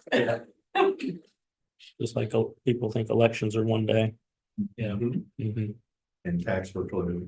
Mhm. The only thing tax foreclosure is that sale. You know how it works.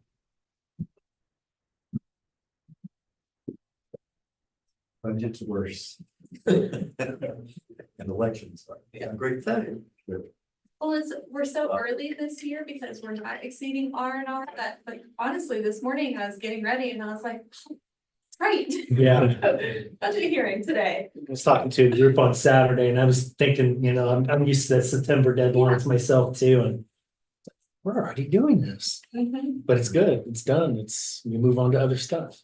It is good. One thing you want to be able to point to is that the resolution is real clear. Brittany did a really good job of describing what the fact that this hearing was only on the fire district. Right. Because you will have people obviously who think it involves the county itself.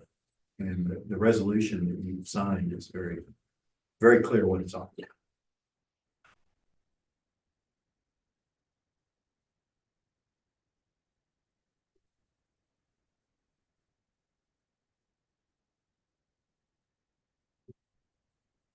Yeah, it's a big one.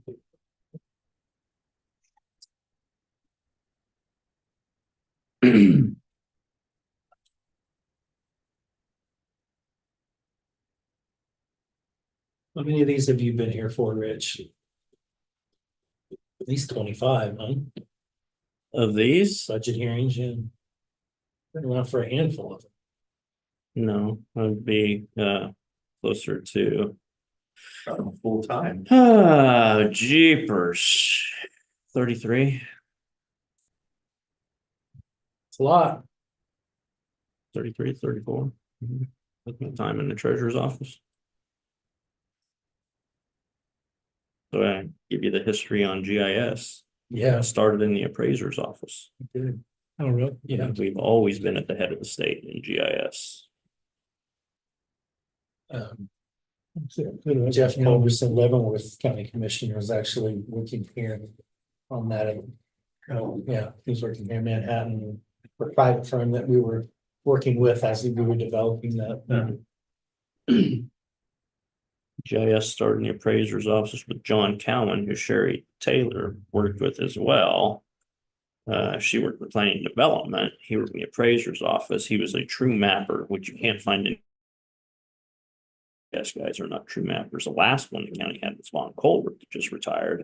They have a true mapping skill that others do not have. And John Cowan's is who that rock in the corner is for. He died early of cancer. And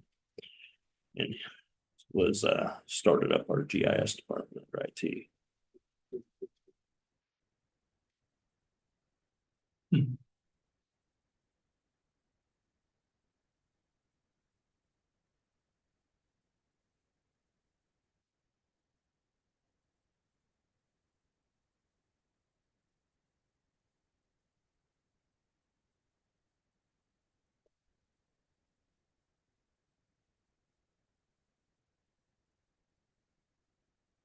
How's Amanda?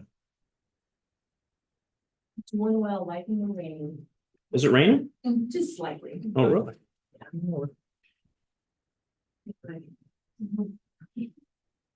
We haven't been short on it, that's for sure. I can't remember the last year where everything's lush and green this time of the year. Yeah, I know. I mean, even looking at the trees, you can just start to see a few of them starting to change color just a little bit. That's just. Yeah, you weird. can. Yeah, weird to see this time of the year. Usually everything's dead.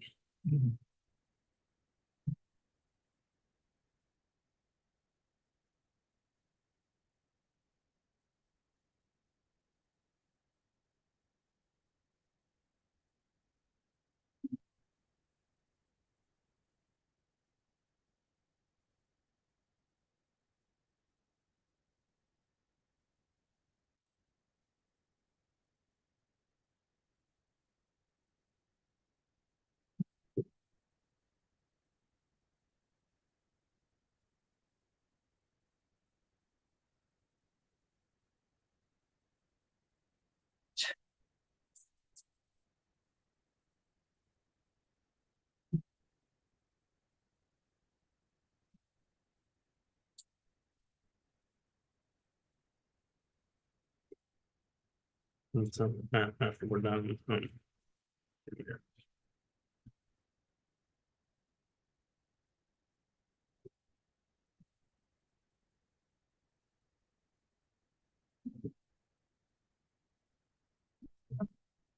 Right. You got the insurance renewals. Yeah. A house.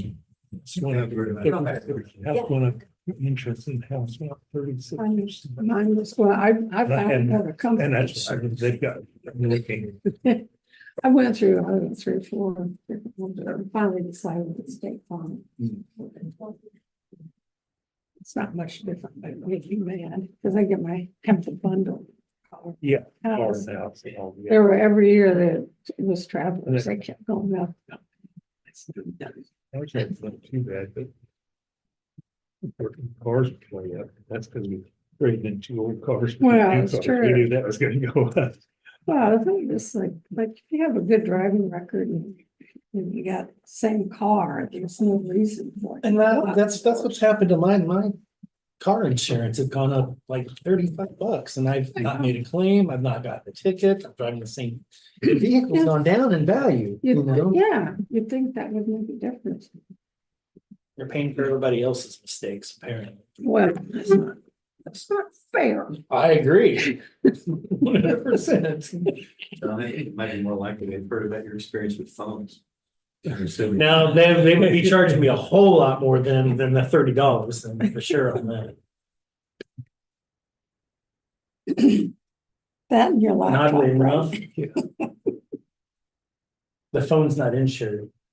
Or should it be? No responsible insurance company would do that. For as much as the deductible is on it, and as often as they break them, it's just better just to pay for it. You know, It's one of those it's a long things. time. All right, And that's totally I spent wrong. 2 days following. Can't even insure this. There's still some people which are Start calling me that. back. There's somebody that doesn't. Weeks ago. Everyone has it right now. Can you pay the freight?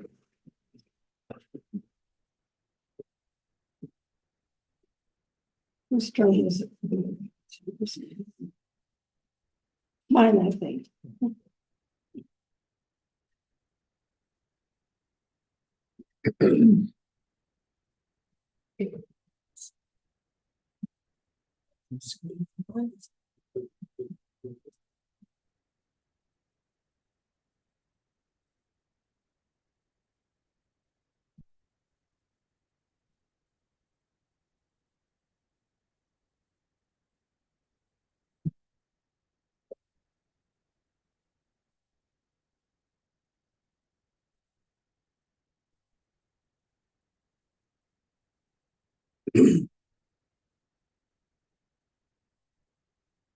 Okay, back to you, Brittany. Good morning, Commissioners. Brittany Phillips, Budget and Finance Officer. Again, I would ask that you make a motion to open the public hearing. I would make a motion to open the public hearing. Second, Okay, it's been moved and seconded to open the public hearing for the 2025 Riley County Public Budget Hearing. All in favor? Aye. Thank you, Commissioners. As you guys are well aware, we've spent a lot of time working on this budget. And so on July 18th, you guys did approve to not exceed the revenue neutral rate. It was sent for final review to James Gordon and Associates. We published it in the paper on August 8th in the Manhattan Mercury and also published it on our website the same day. Our 2025 proposed mill levy for Riley County is 37.943. This is a reduction of 1.923 mills from the 2024 adopted budget. I also have listed on here the Riley County Fire District number 1 with the proposed mill levy of 8.05, which is an increase of 0.313 mills from the 2024 adopted budget. In here, I also have listed all the agency appropriations that we have discussed several times over the months that you have approved, or that you had recommended until this final hearing. I stand for any questions at this. Actually, leave it there on that for just a second. Yeah, absolutely. Thank you. Have we finalized the Prairie Paws contract? This is for 25, so that's for the full year. For the full year. We're in that cycle right now where it's prorated for the rest of this. So remember, we're doing the full year and then we're gonna review the But we haven't data. reviewed In it yet. February, Yeah. February, I think. Okay. Supposed to Is it review that. February or March, it's one of the two, yeah. So it may not. And then we'll be reviewing that based off of the data of what we're actually using or not using, however you want to look at that, and then building from there. That was part of the contractual agreement. So it may not be the full $60,000, Yeah. but that's what we inputted into the budget as a number. Okay. And that's what we've done in the past with the animal shelter is $60,000.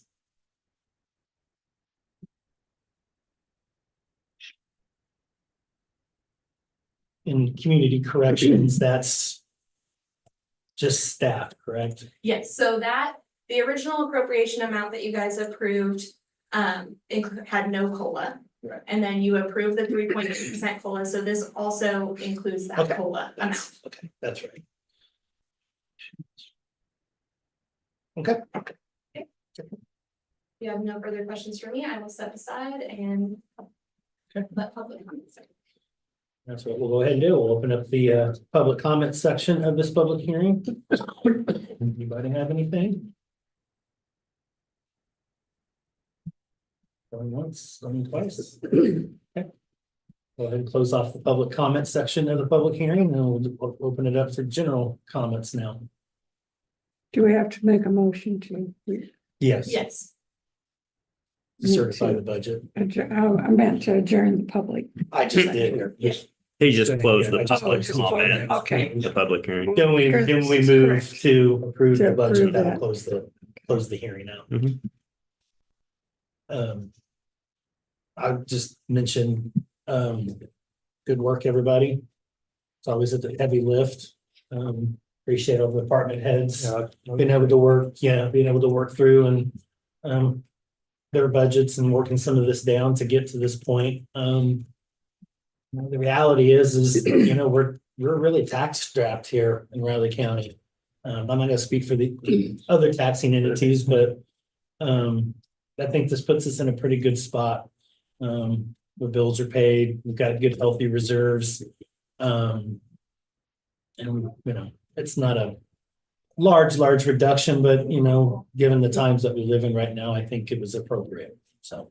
Well, and like I said, we have a lot of credit to the department heads for working on things to keep budget, but also, we lowered the budget about 200,000, but that included 450,000 more for our CPD. So actually, we lowered our budget over 600,000. Yeah, this is correct.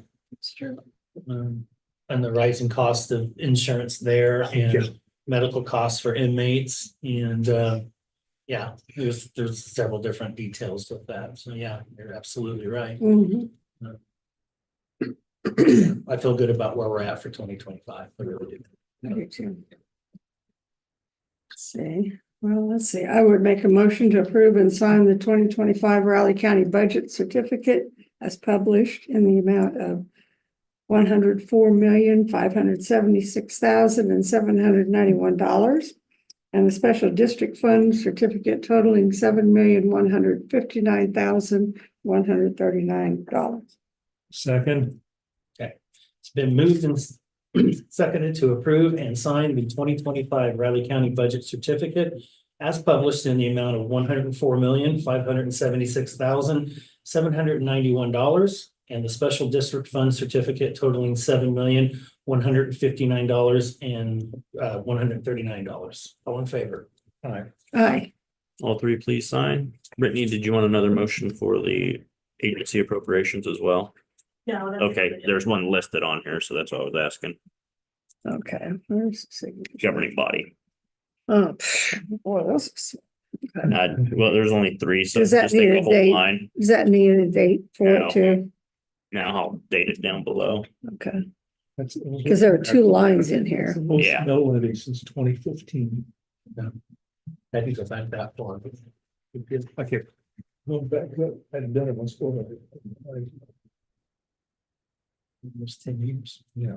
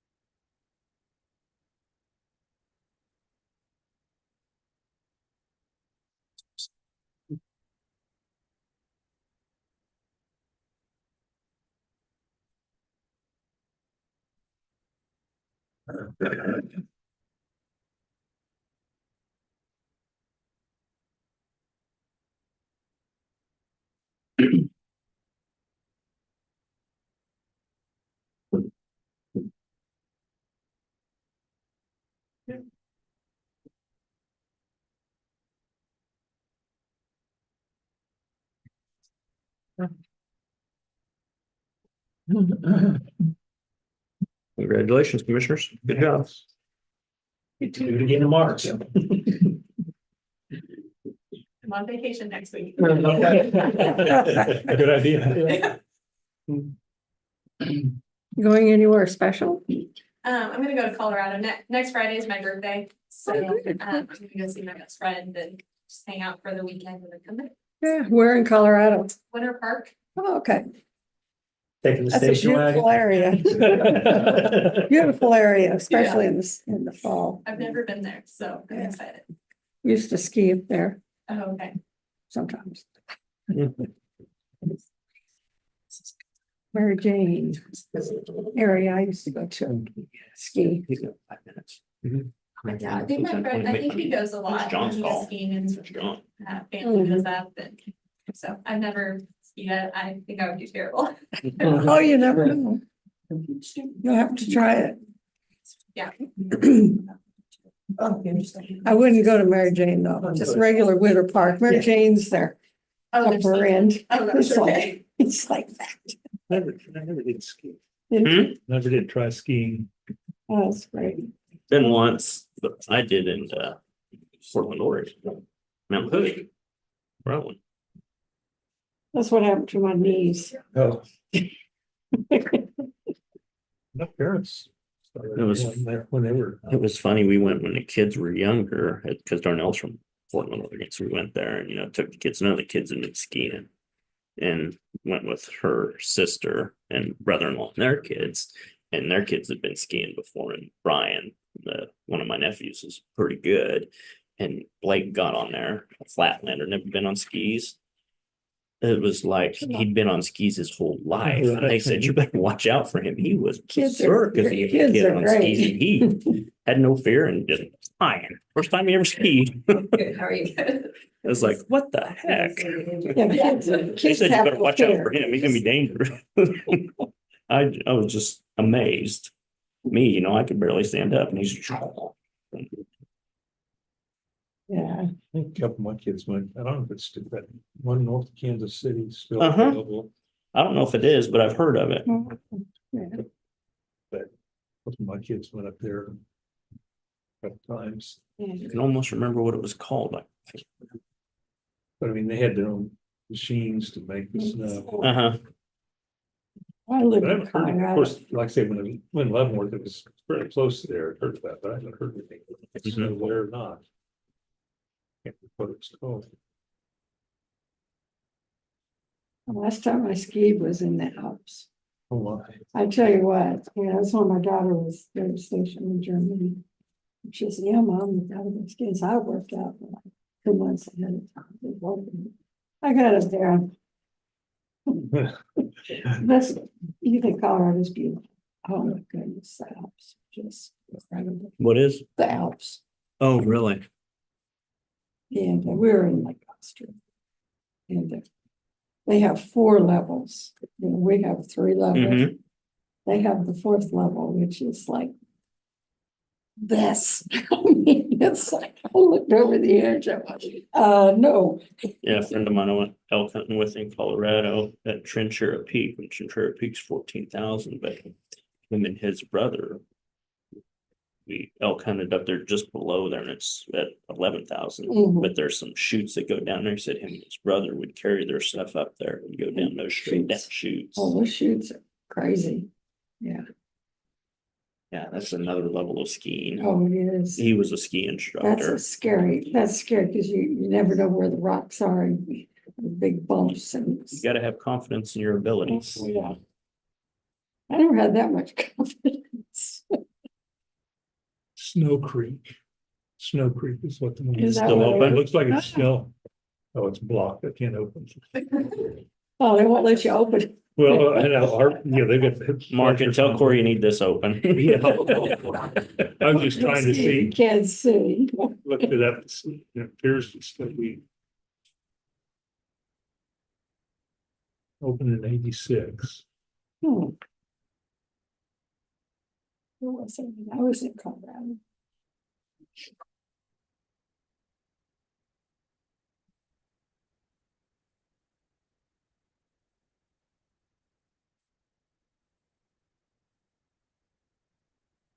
Sure why that.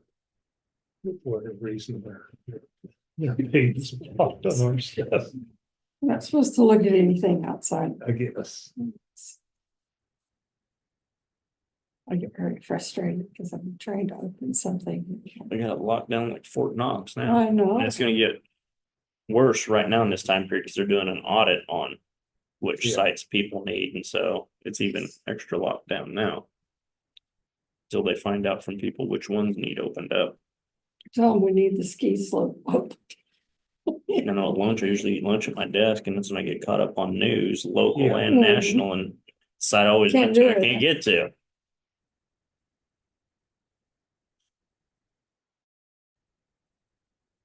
Thank you. No, apparently, I can't go to that, Really? yeah.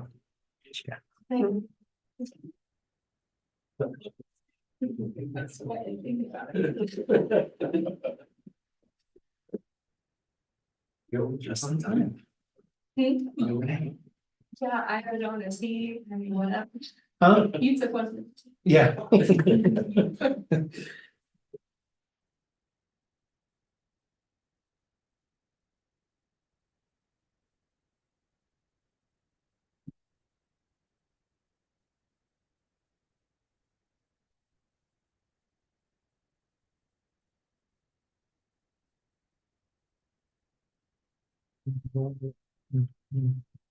I'll go ahead and make the motion.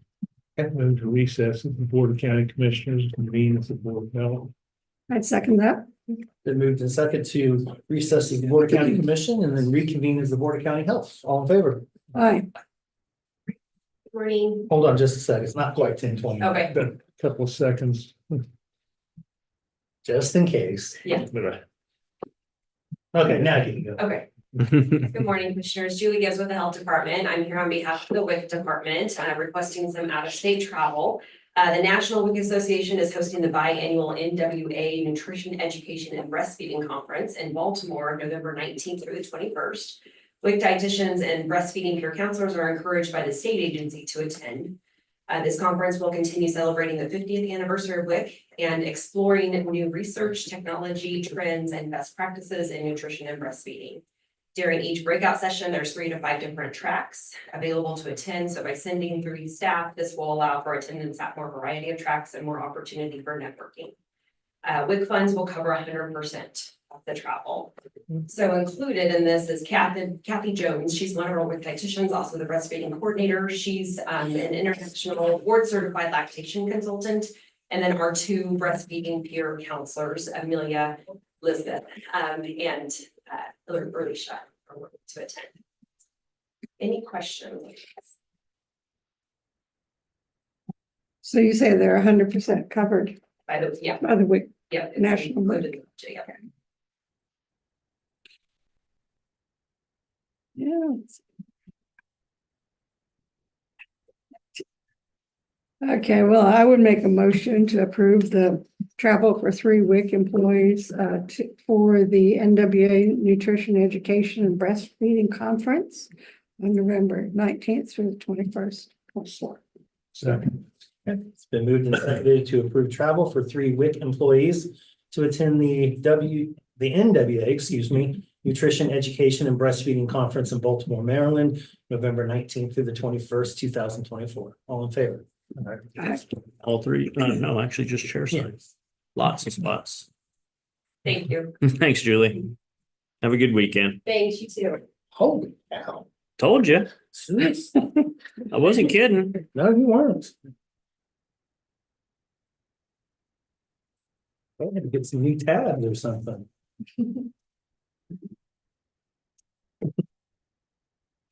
When you recycle ones in my drawer. I bet you do. Cindy does too, she just recycles.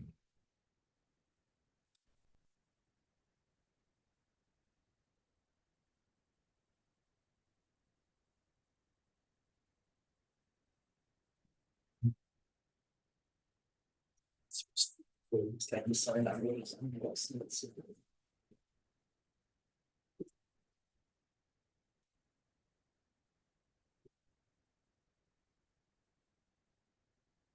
And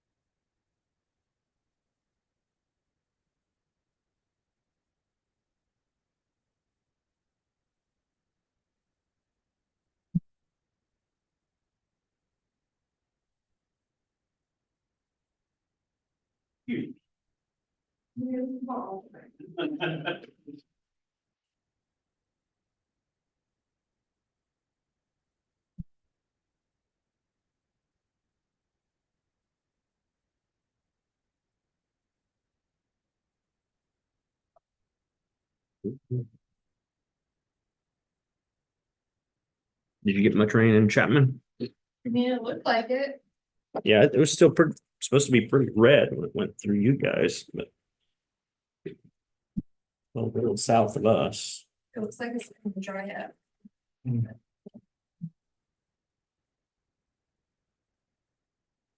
Thank you. Yeah, I know, I'm next.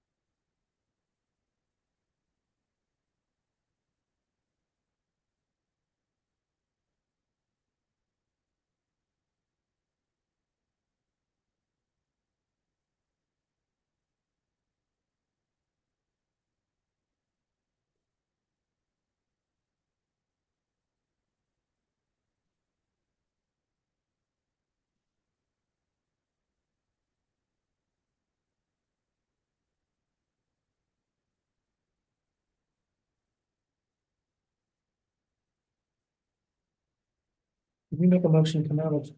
Mm-mm. No, I think we did.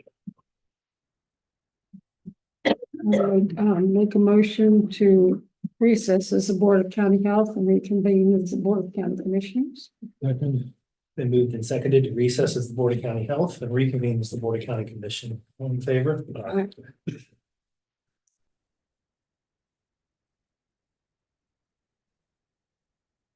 You know where in Louisville this? No, It's at the Churchill Downs. Is it? Okay, I was figuring it was either that or the state fairgrounds. It's just right across the way. looked at it the other day to see, I think that's. Yeah, that makes sense. I think it's kind of cool. Yeah. Most of it. But people talk about an hour later. Yeah. Yeah, I visited there when I was there for Thanksgiving last year. Neat.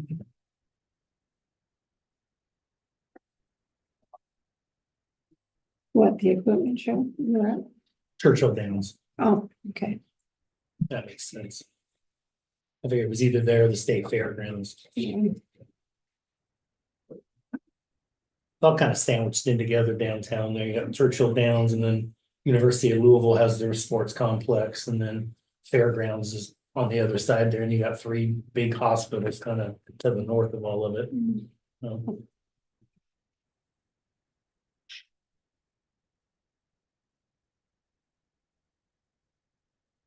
Well, Viv's back down. She's not feeling good. Who? Viv. She didn't sound good this morning. No, she didn't when she first came in.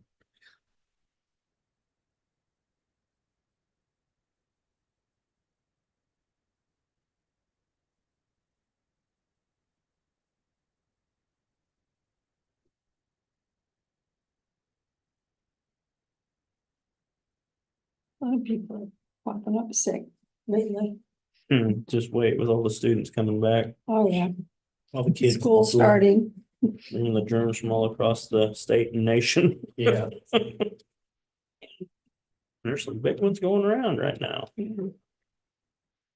that I'm not too interested in finding out about. Mhm. Not like frisbees and stuff. Monkeypox is a big one that's going around. That's on on the East Coast. Mhm. It's making its way this way. Right?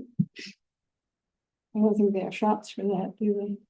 Yeah, they do. I was thinking they do. They do. I was thinking they do.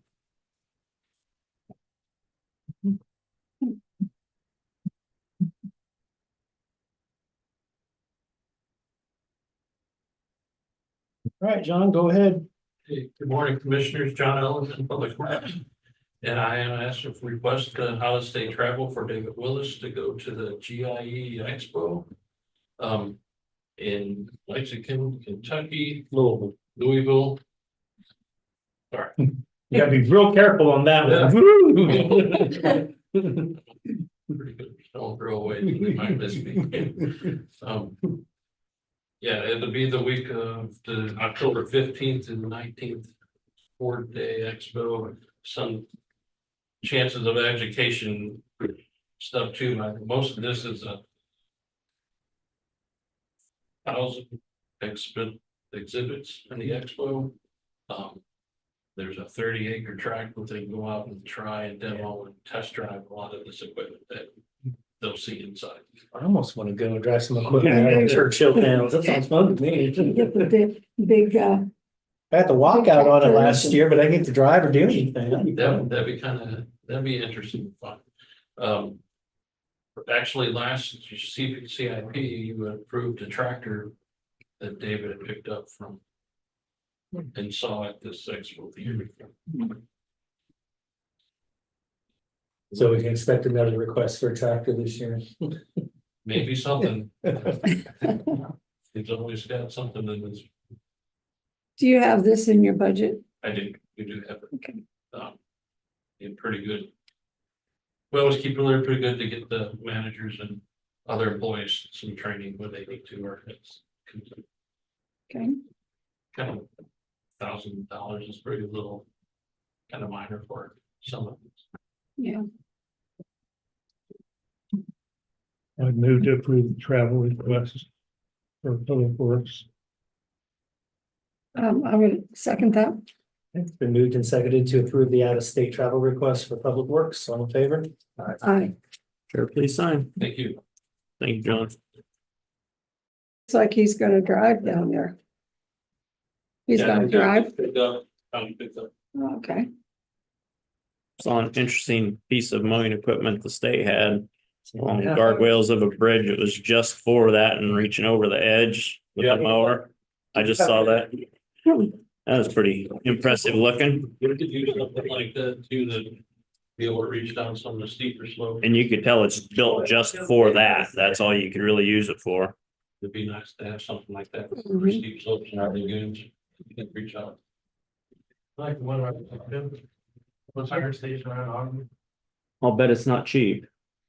I have not seen those prices. No.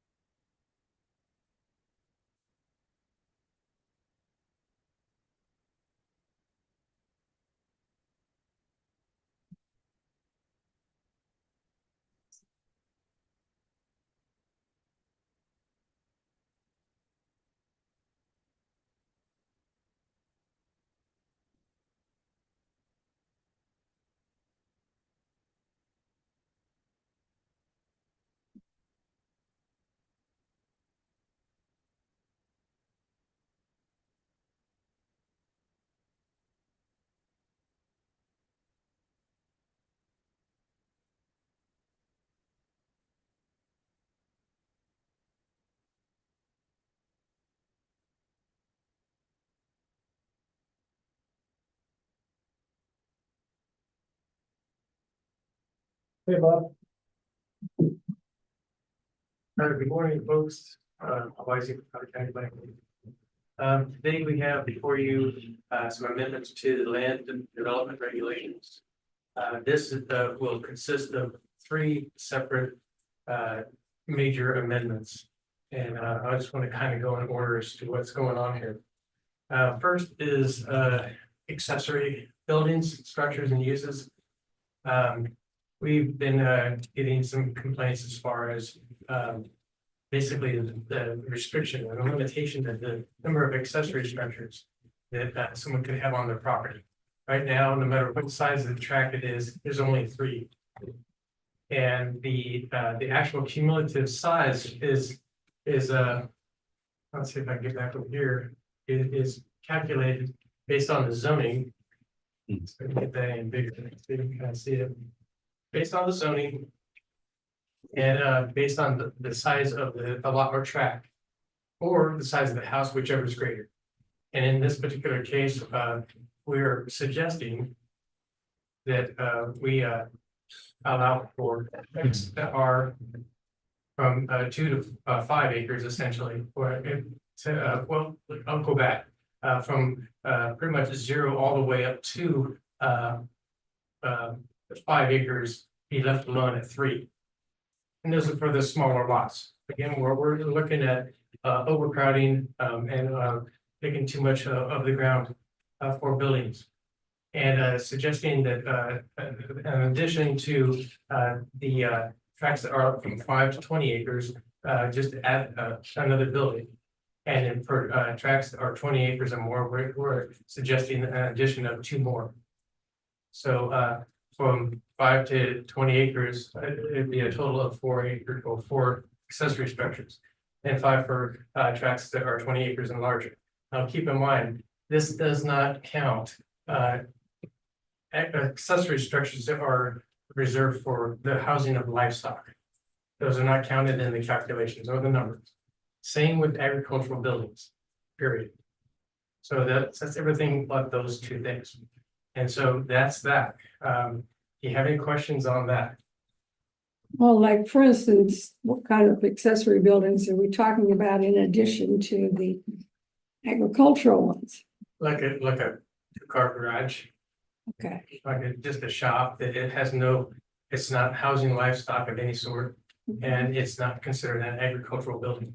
We do have a process now that if someone comes in and wants to do an accessory building and they say it's agriculture, we have them fill out some paperwork so they can present to us a justification for their view of what they think agriculture is, and if it jives with our definition, our determination of agriculture.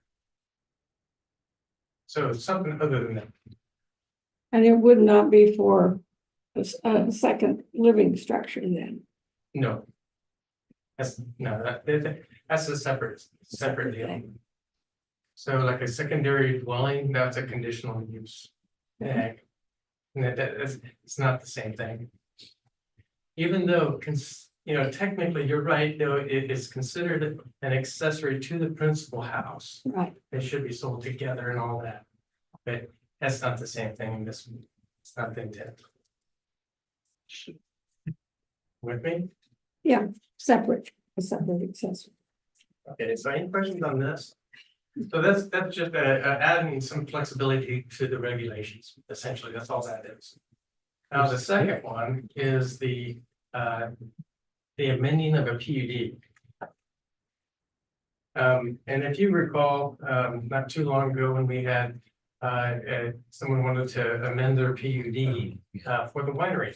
It created a considerable amount of confusion and agitation and frustration. And lawsuit. And lawsuit.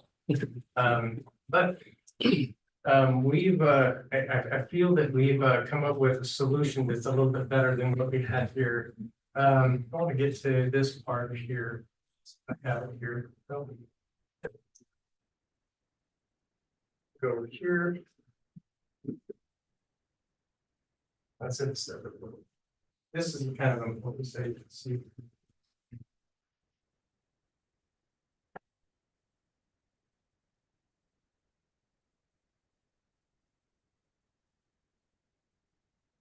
And it might be at the end here, but you need to see it. Okay, that the current wording, I have that included here. Yeah, this is the current wording, and this is where the confusion set in. The department shall not issue a building permit for any development that is not in conformance with the final development plan, except that the total building square footage of the final development plan may be increased by a maximum of 1%. Any proposed changes beyond these limits shall require an amendment to the plan unit development district that follows the same public hearing process as the original rezoning to plan unit development district. This process shall include an amended preliminary development plan and final development plan. Two things. Confusion here is it's not being rezoned, but it asks you to, or it states that has to use the same process.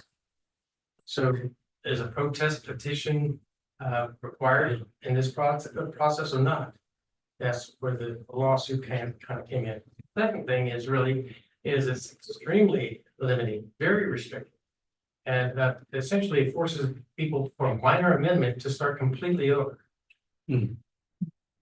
So, it's not like we're reinventing the wheel here, but we were under the impression that when we went through this process of doing the LDR, that we would have a much more substantial process in place for amending a PUD.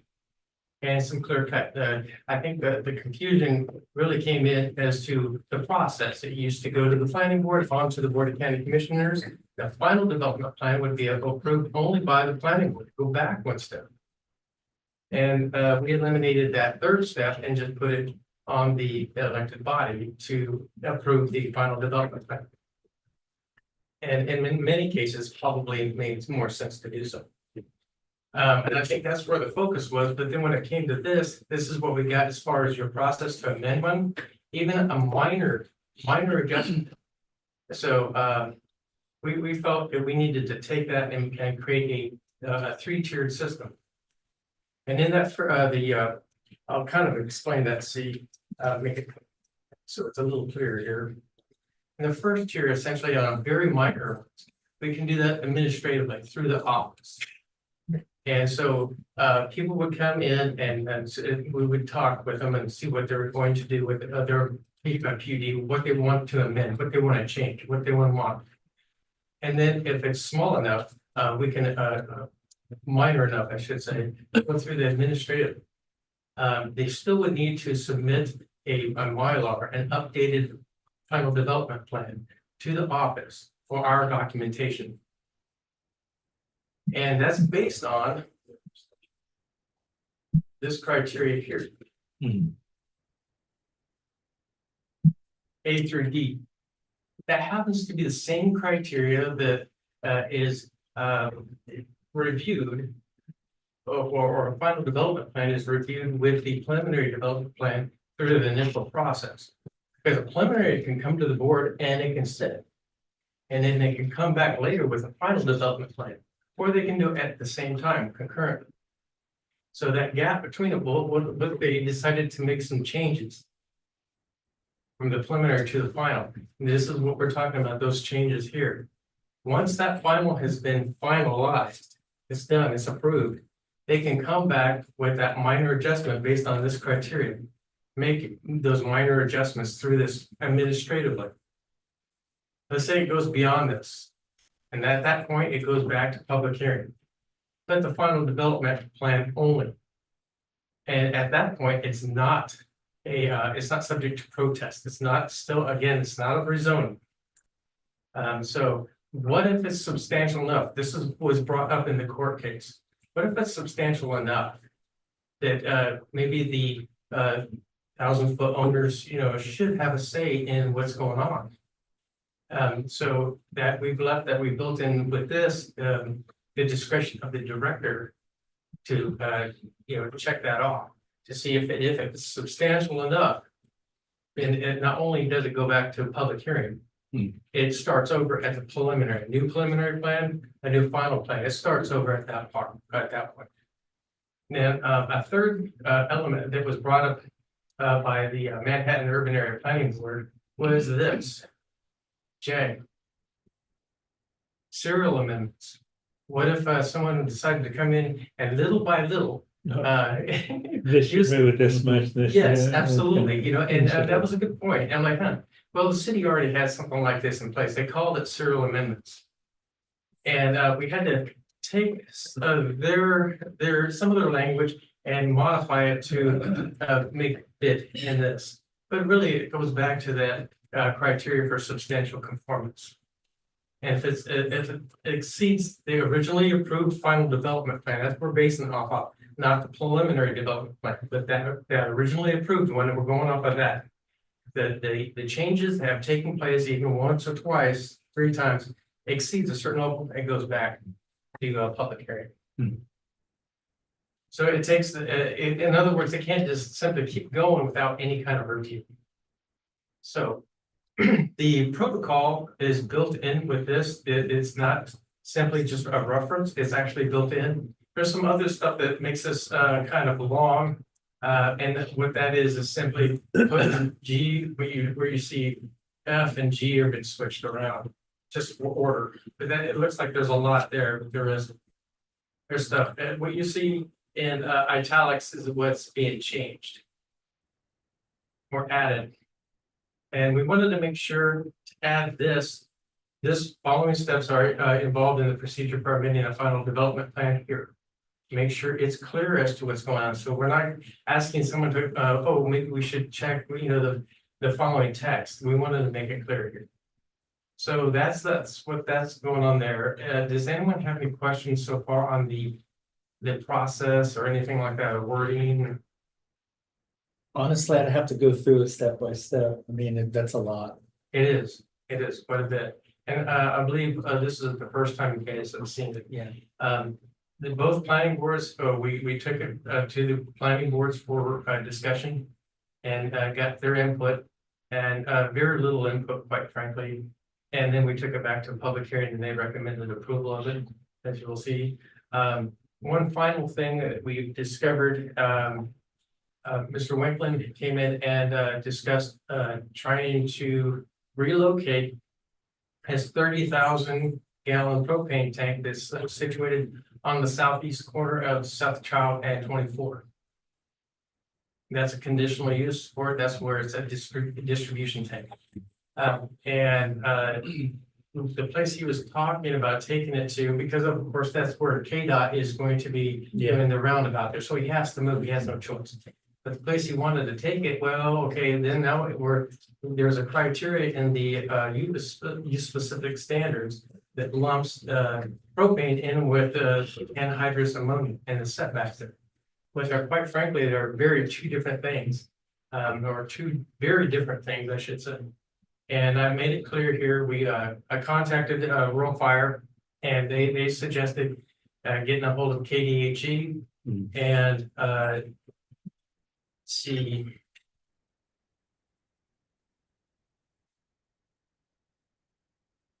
Yes, and the International Fire Code has already established setback requirements for commercial storage and distribution of propane. That's already been done. So we don't have to reinvent that wheel, but it's different than anhydrous ammonia. We wanted to separate those out. We have a rather large propane tanks sitting, quite frankly, very close to the bedroom window. So they're pretty much safe. But anhydrous ammonia, a whole different thing. It's a hazmat thing. It's a biohazard. So we have created the new standards and quite a bit more specific with it this time. And that's what we are proposing with this language here. Again, the Manhattan Urban Area Planning Board and the Valley County Planning Board each heard the request and recommended approval of the text amendments unanimously. If you have any questions on any of this, let me know.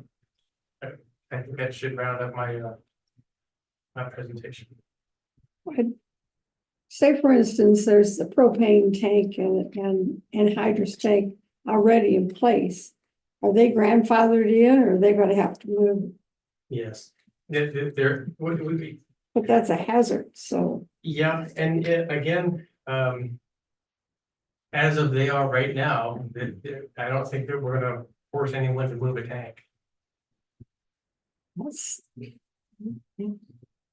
I think it goes beyond zoning. Yeah, It quite frankly does, and you would probably move that over to KDHE and they would probably look at it and say, Say move it, yeah. and you can. no, they would probably look at it and say, it's probably a hazard, but you're probably not gonna be able to do anything with it. So what This is. if it blows up or whatever it does, then It can blow up are we gonna anywhere. be legally responsible? Is the planning board gonna be legally responsible? Well, Okay, I want to point this out here. okay. This is for commercial distribution, storage of it. So I think they have to meet certain standards outside of our, way beyond the zoning level. This is if and this is why I wanted to put this in here, is that it's just referring to the international chief has to make that, that confirmation. If someone wanted to put one in, someone wanted to do this as a conditional use, then we would go through them and we could make sure that the setbacks are adhered to. Okay. Now, as far as grandfathering and forcing anything retro to get back, I'm not sure if that's what we want to do here. That's not what we're suggesting. That might be an issue somewhere, but we haven't had one yet. We're more concerned about from this point forward, separating those out. Commissioner, did you want? Well, my next question was, has this gone through legal review and that kind of planning board, have they done that? Because I would think that there's a lot of legal things in here that are beyond my purview. Right? That's not. Did you want me to? Well, you're gonna be recognized by the chair once again. Yeah, that's fine. I'm sorry, Commissioner, the only reason I raised my hand to speak was because it. It's a legal thing, yeah. In terms of the like liability for retroactive stuff, generally the courts have come down and said that if it's something that happened before we had regulation on the books, grandfathering was that's just how that works. And so we don't really have to worry about like a permitting claim on that. And in terms of while I'm trying to recall if I read all the way through these specific amendments, I think I have looked at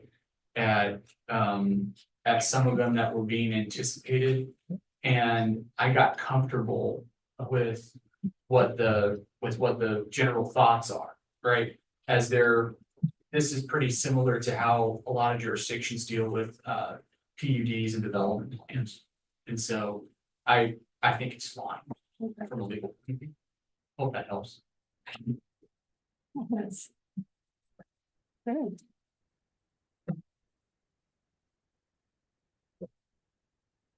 Any other questions? Yes?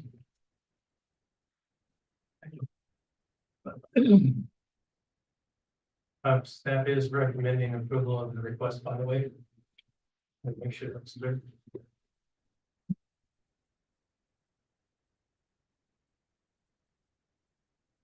This is the first reading. You know, I'd like to take a look at it some more. Yes, probably. That's standard to me, so. But, no, if you wanted to review it and come back next meeting or something, That's fine. Going to table? I guess so. Yeah, I feel more comfortable if I have a chance to look at it more. Do we need a motion to table it? That'd be fine. I would make a motion to table staff recommendation on the resolution. I'll second. Been moved and seconded to table the staff recommendation on the resolution on the Riley County Land Development Regulations. In favor? What's that? How long? Well, they'll have to clarify that after they make their motion, so. All in favor? I Any guidance to staff on how soon you'd like this back on the agenda, commissioners?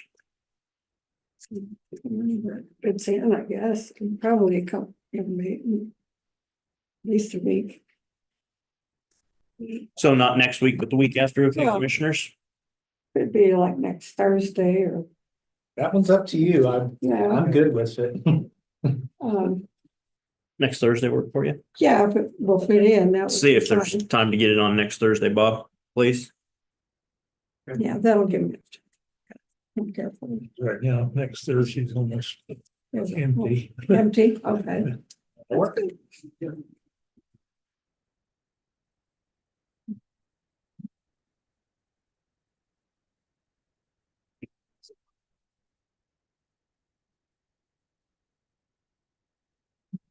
It's at the end of the agenda there. We can.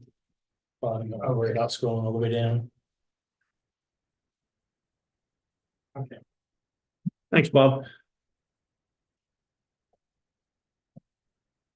Executive session, right? Yes, sir. Correct. How long do we need? 30 minutes. Okay. Just make it so 11:30. Yes, I think so.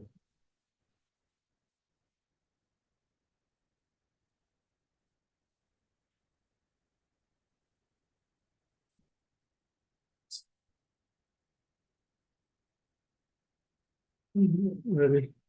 Move the county commission, including Chairman Ford, Vice Chairman McKinley, and Commissioner Foki, recess into executive session on potential litigation with Clancy Holman, County Councilor, Bryant Parker, Deputy County Councilor, attorneys for the commission, which would be deemed privileged in the attorney-client relationship.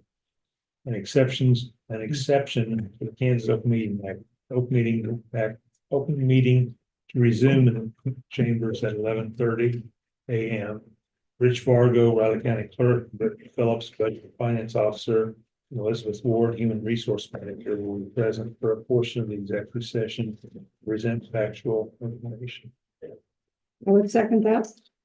Been moved and seconded that county commission, including Chairman Ford, Vice Chairman McKinley, and Commissioner Fogarty recess into executive session on potential litigation with Clancy Holman, County Councilor, Bryant Parker, Deputy County Councilor, attorneys for the commission, which would be deemed privileged, and an attorney-client relationship exception to the Kansas Open Meetings Act, and the open meeting to resume in the county commission chamber at 11:30 a.m. All in favor? All right, Aye. thank you, Commissioner.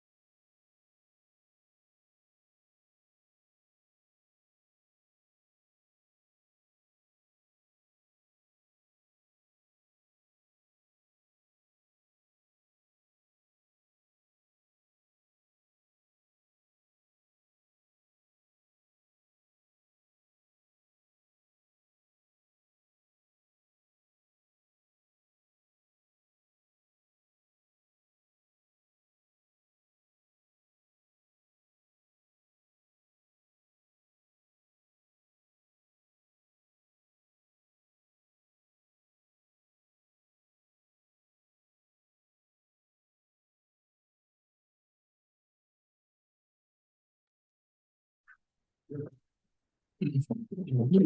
move the Board of County Commissioners come out of executive session. I will second that. Been moved and seconded that the Board of County Commissioners come out of executive session. All in favor? Aye. The whole spiel again. The whole spiel. I know how much fun that is. I move. I just want to make sure. I still got it. I move the county commission, including chairman, excuse me. I move the county commission, including Chairman Ford, Vice Chairman McKinley, and Commissioner Foki recess into executive session on potential litigation with Clancy Holman, County Councilor, Brian Parker, Deputy County Councilor, attorneys for the commission, which we deem privileged in the attorney-client relationship, an exception to the Kansas Open Meeting Act. Open meeting to resume in the commission chambers at 12 p.m. Rich Fargo, Riley County Clerk, Brittany Phillips, Budget Finance Officer, Elizabeth Ward, Human Resource Manager, will be present for a portion of the executive session to present factual information. I will second that. Been moved and seconded at the county commission, including Chairman Ford, Vice Chairman McKinley, and Commissioner Foki recess into executive session on potential litigation with Clancy Holman, County Councilor, Brian Parker, Deputy County Councilor, attorneys for the commission, which would be deemed privileged in the attorney-client relationship, an exception to the Kansas Open Meetings Act. The open meeting to resume the county commission chamber at 12 p.m. All in favor? Aye. Thank you. Thank you.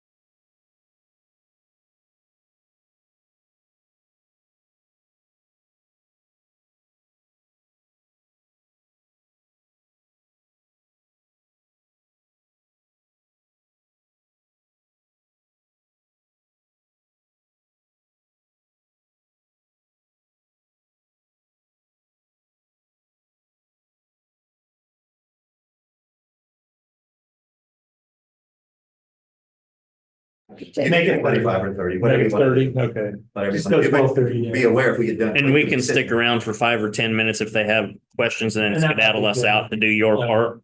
Yeah, I mean, you can chase everybody out, we can get our stuff unless you've got. No, I just, if they had more questions. Yeah, it's whatever. Five, okay. Thank you. Well, I move the board of county commissioners come out of executive session. I would second that. It's been moved and seconded that the Board of County Commissioners come out of executive session. All in favor? Aye. Aye. I move the county commission, including Chairman. Wait a minute, before you do that, I think you also want to say there's no binding action. Okay, so I didn't know if I needed to do that. You do, this you time should. too. You should. We didn't on the previous one, just so you know. Yeah. Yeah, I didn't. I would, because it's a different segment. You want Okay. the record. I move the record reflect no binding action was taken during the executive session. And second that. Okay, it's been moved and seconded that no binding action was taken during the executive session. All in favor? Aye. Thank you. I thought that Yeah. afterwards, I thought I was supposed to do that. Yeah. Okay, well, I move the county commission, including Chairman Ford, Vice Chairman McKinley, and Commissioner Foki recess into executive session on potential litigation with Clancy Holman, County Councilor, Bryant Parker, Deputy County Councilor, attorneys for the commission, which will be deemed privileged in the attorney-client relationship, an exception to the Kansas Open Meeting Act. The open meeting will resume in the county commission chambers at 12:30. That'll do, no additional people. This is just us. So It'll be Brian and me. and you. for the next 30 minutes. Yep. Okay. so That's the kinda other like clear that. And I'm just, Yeah, that's, okay, all right, that's it. I would second that. Okay, it's been moved. reluctantly. It's been moved and seconded the county commission, including Chairman Ford, Vice Chairman McKinley, and Commissioner Foki recess into executive session on potential litigation with Clancy Holman, County Councilor, Bryant Parker, Deputy County Councilor, attorney for the commission, which would be deemed privileged in the attorney-client relationship, an exception to the Kansas Open Meetings Act, with the open meeting to resume in the county commission chamber at 12:30 PM. All in favor? Aye. Thank you.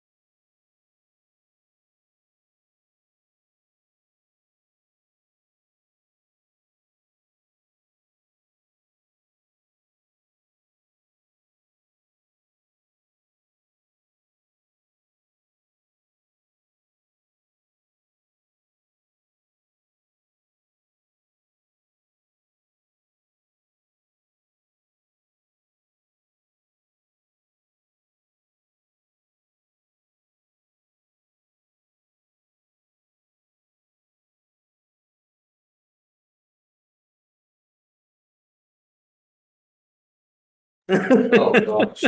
Say that again. Well, Ron, oh, okay. Are we on? I move the Board of County Commissioners come out of executive session. I would second that.